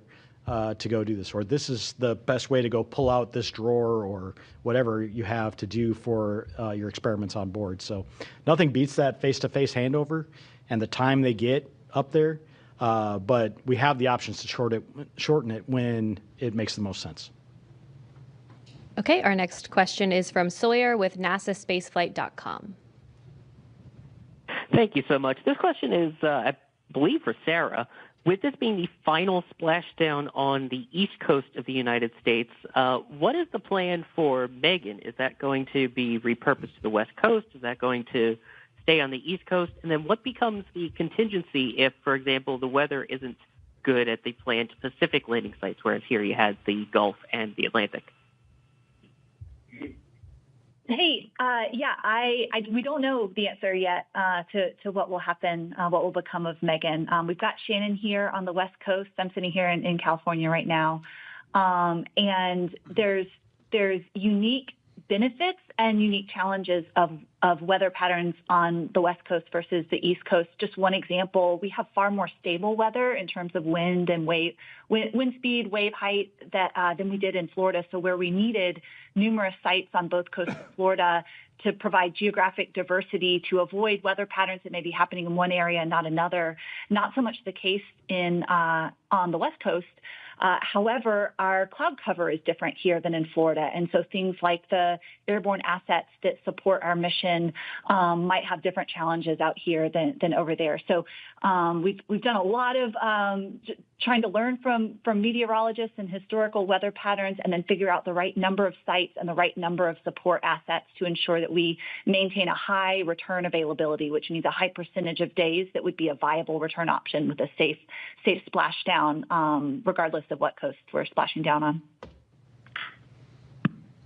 All right, our next question is from Isam with AFP.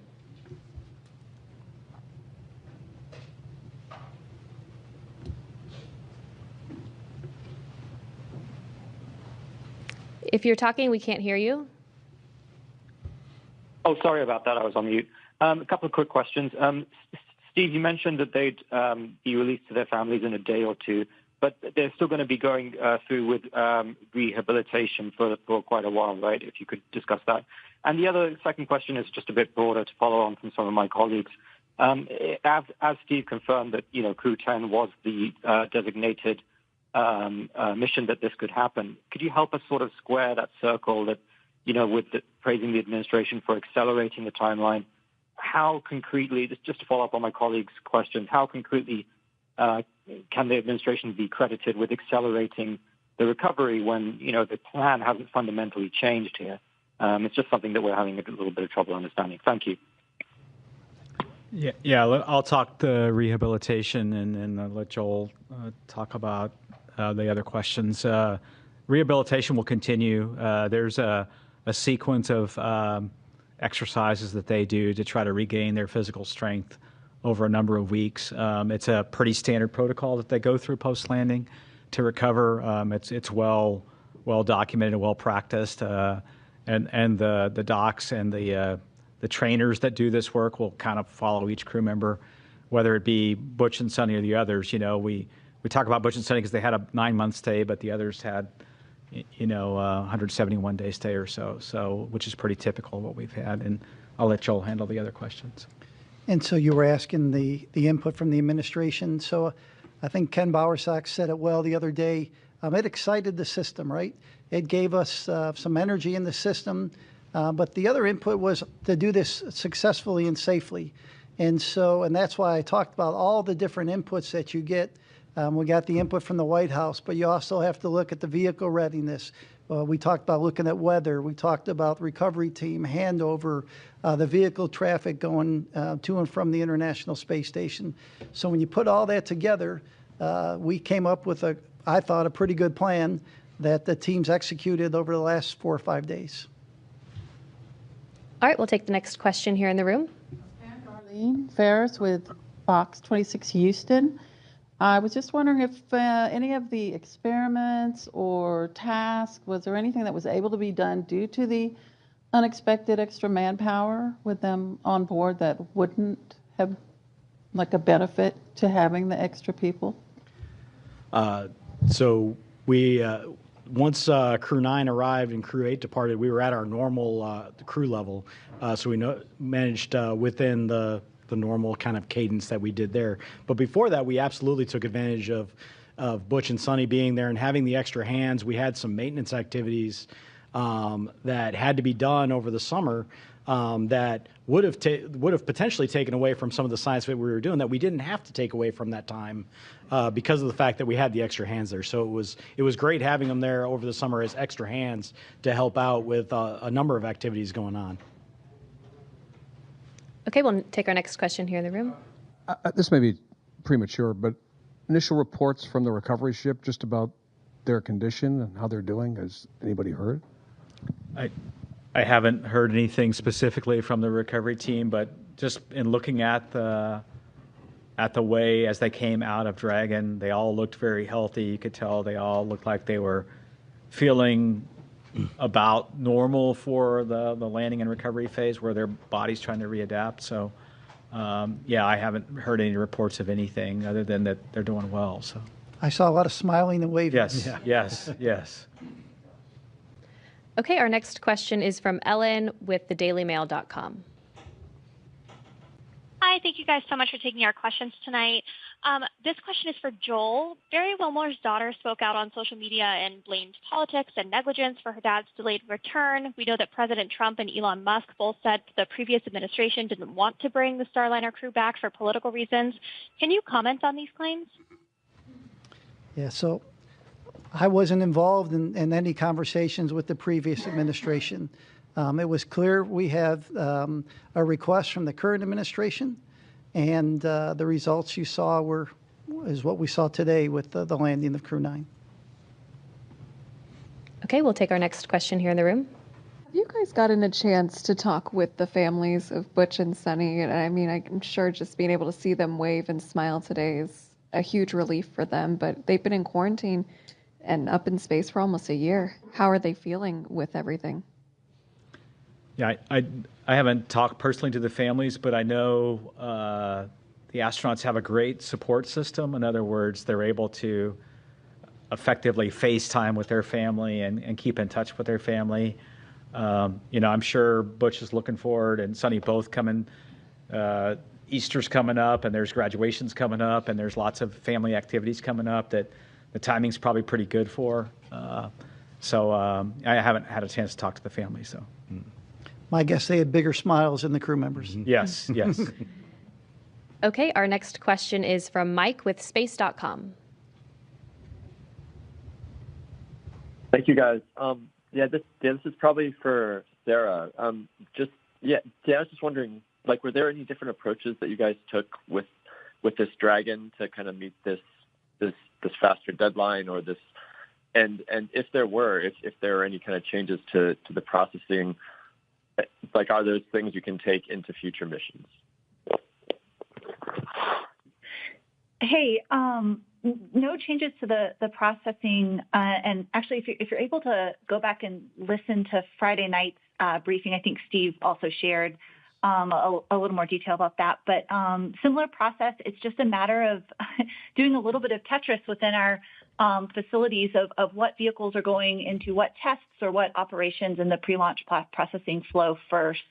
So we certainly did that. There's a few items of hardware within the vehicle that are unique to the specific crew flying. For example, we have small, medium, and large seat buckets installed in each of the 4 locations, and then custom foam for each individual to further customize their experience. And so there was a little bit of just doing the tally on the unique hardware and making sure it was all okay to be used for this mission, but nothing unique to the actual processing flow itself.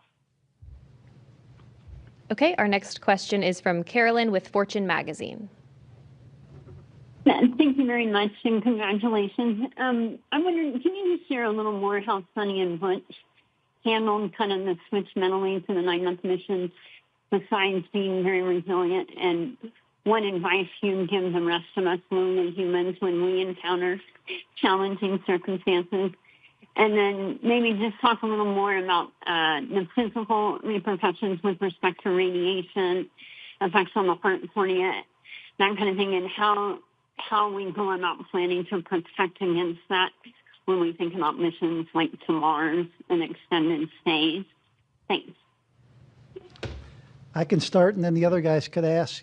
You know, before an astronaut flies, we talk to the crew. The crew members are talked to about extending. Hey, you may be assigned for a 6-month mission or an 8-day mission in this case, and you may be extended. Frank Rubio was an example, right? Mark Vande Hei was an example. So this isn't the first time that people are flown. Clearly their mission was much shorter than those other missions, but the crew members are talked about, hey, what would you do if you had to be up there for a year?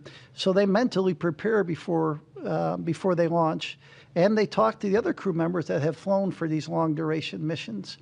And so the teams are preparing. We do different things on the ground. If you're there a little longer than normal, maybe you'll have some extra family conference times, or maybe a half day off after a certain amount of time on orbit. And so we had experience from past crew members, and we made changes in the operations and how we do that. And so let's see, Bill, if you want to add anything to that. Yeah, I think the other question was, really on kind of the effects of space on people in general, and when you change the duration on them. We look at every crew member when they're going up and making sure that we feel confident, even if their mission had to be extended, that they're up for it and that they've got, I think, the time allowable, I think, for them to stay in space and to go through that. We monitor everything on board. We keep an eye on things like radiation. We keep an eye on things like solar activity that can affect that.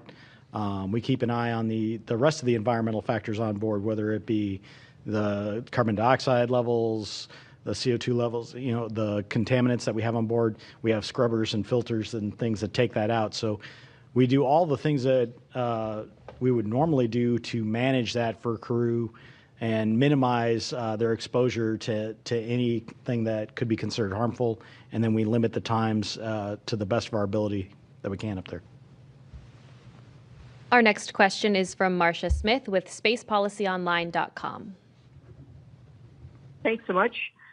Steve, you mentioned that Crew 11 might launch as early as July, which seems like a pretty short interval for Crew 10 to be up there.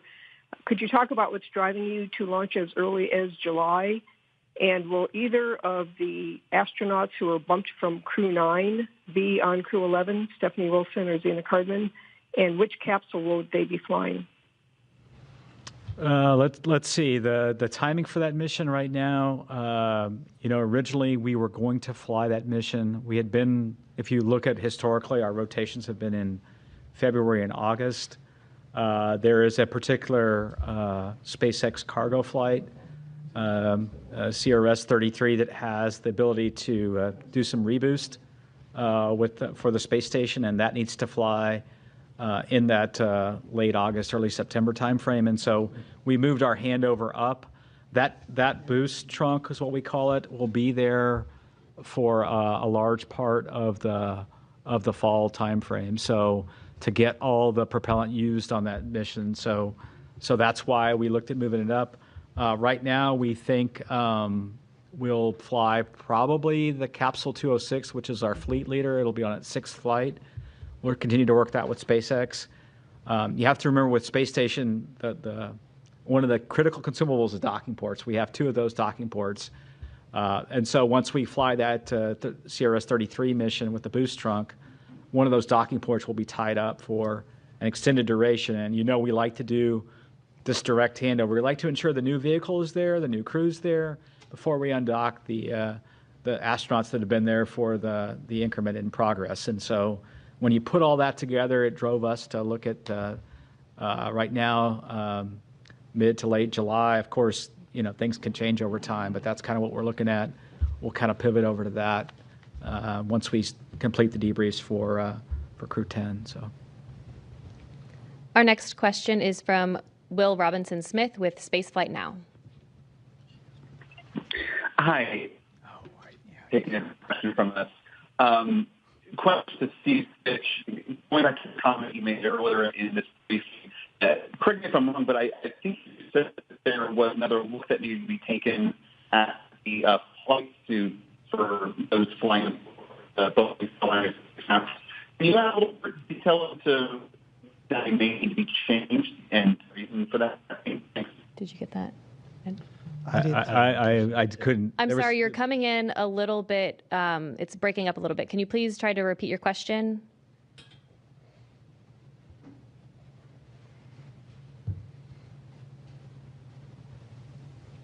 Operator, if you could please unmute the participant.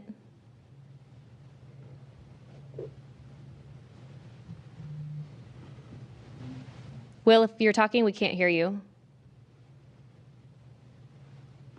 Can you hear me? Yep, we can hear you now. Okay, perfect. Nope. I'm sorry, we keep losing you. If you could just follow up with us after this news conference, we'll be happy to get a response over to you from the panel up here. But for now, that'll do it for our press conference this evening. Once again, Crew 9 is safely back on Earth. And as always, you can follow NASA and all of our missions on nasa.gov. Thanks for joining. We'll see you next time.